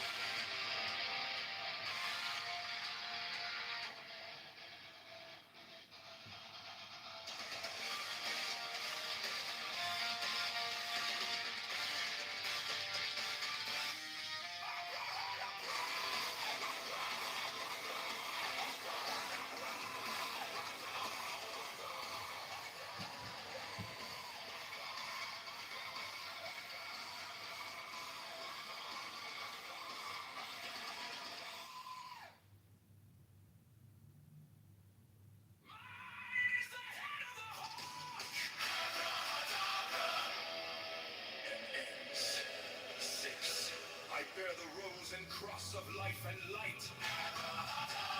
Giving the sign at each abracadabra. Remaining in the sign, the invocation concludes.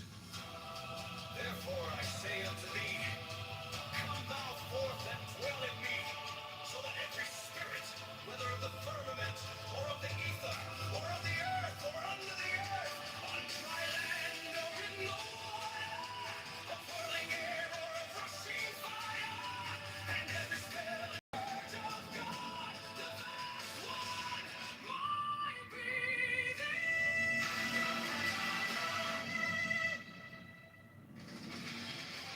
mine is the head of the hawk, abracadabra, and ends. 6. I bear the rose and cross of life and light. Giving the sign of each abracadabra, remaining in the sign, the invocation concludes. Therefore I say unto thee, come thou forth and dwell in me, so that every spirit, whether of the firmament, or of the ether, or of the earth, or under the earth, on dry land, or in the water, of a whirling air, or of rushing fire, and every spell and scourge of God, the vast one, might be abracadabra.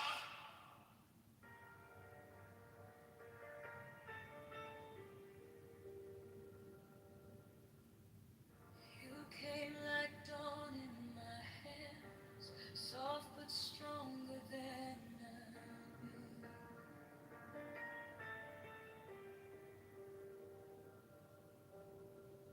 my fear turned gold in your eyes, and my whole night broke in two.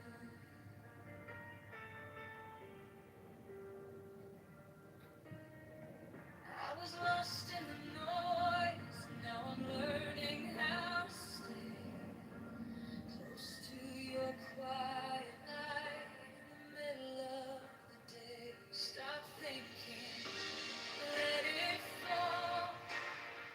Take the deepest breath of them all.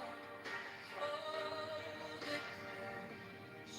Don't run from the feeling. One more second.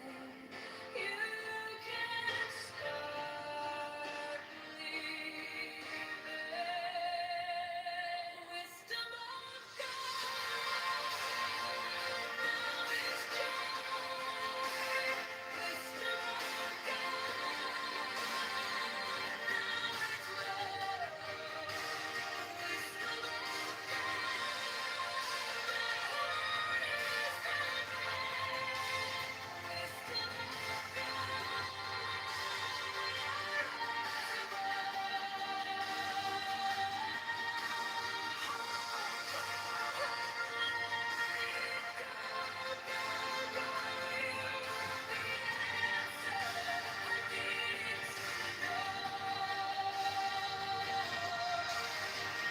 Your touch is a steady rain on the dust of who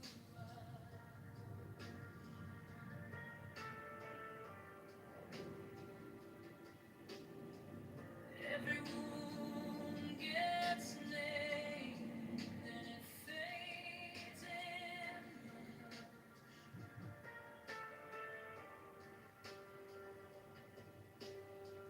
I don't need 1,000 signs when your name is in my chest. One deep breath, one brave step, and the rest can be blessed. Stop thinking, let it fall.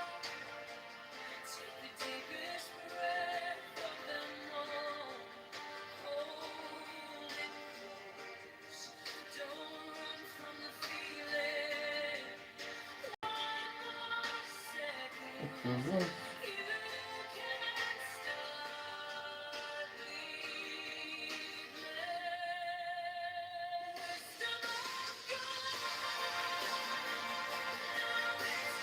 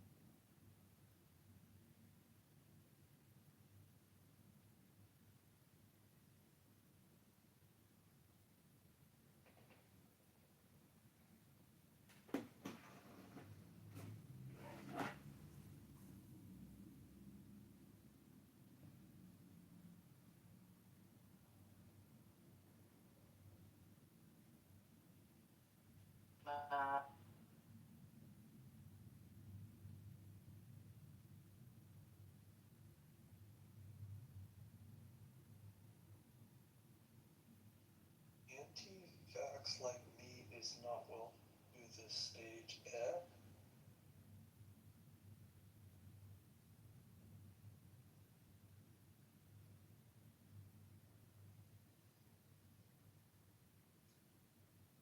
Unless you want.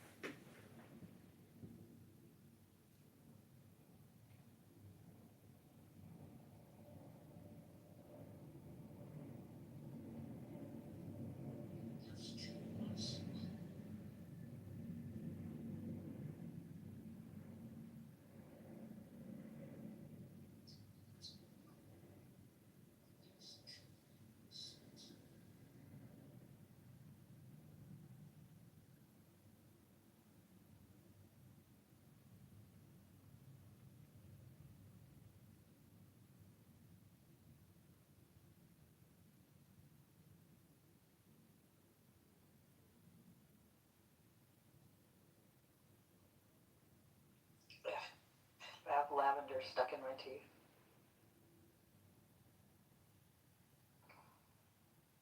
Who leaves actual lavender blossoms in a fucking jam?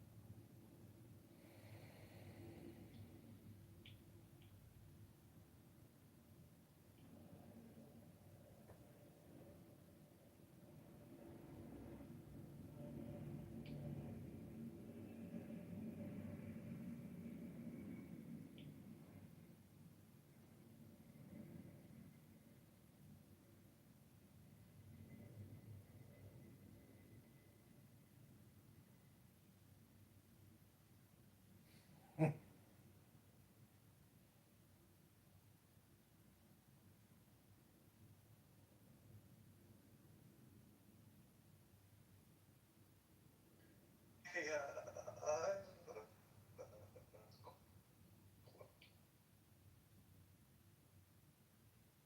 You know,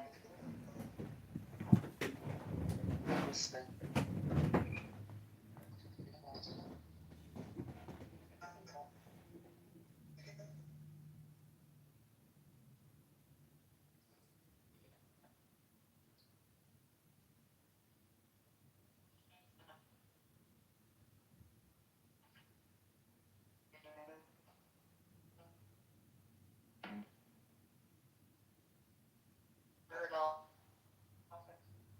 yeah, I'm not that close to her, really.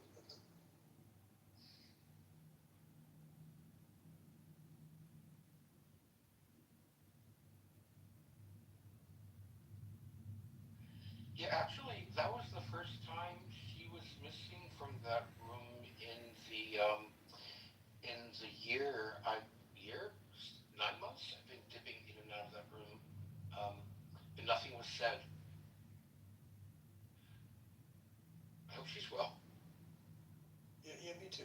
There's that whole, like, everyone wants to go where everybody knows your name, but you also like to go where people will notice if you're not there, right? Just, I kind of noticed her not being around for the last week or so. That's beautifully said. She's well.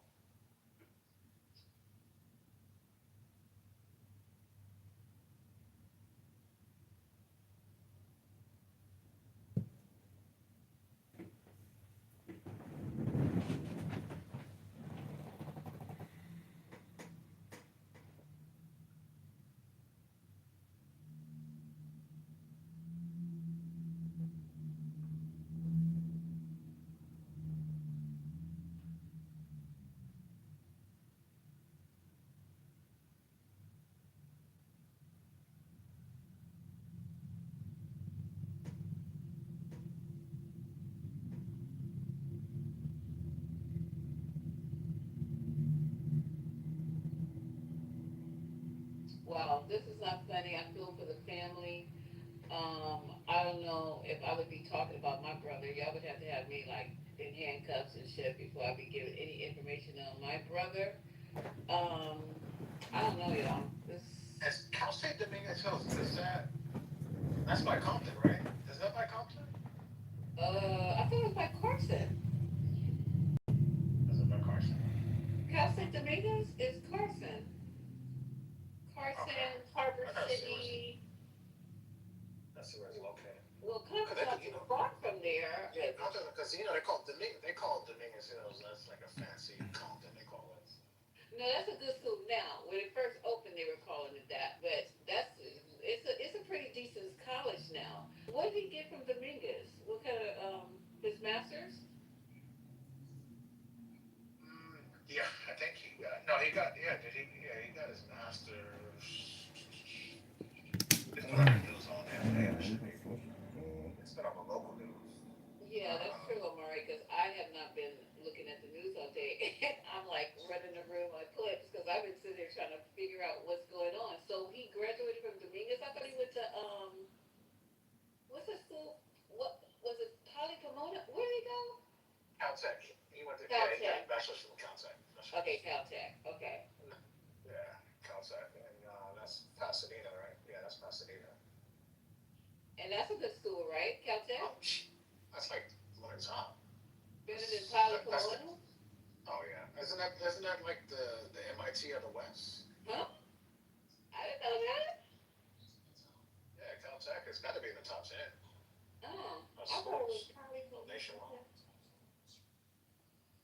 Well, he's a smart guy. We probably will never, because he's not cooperating, right?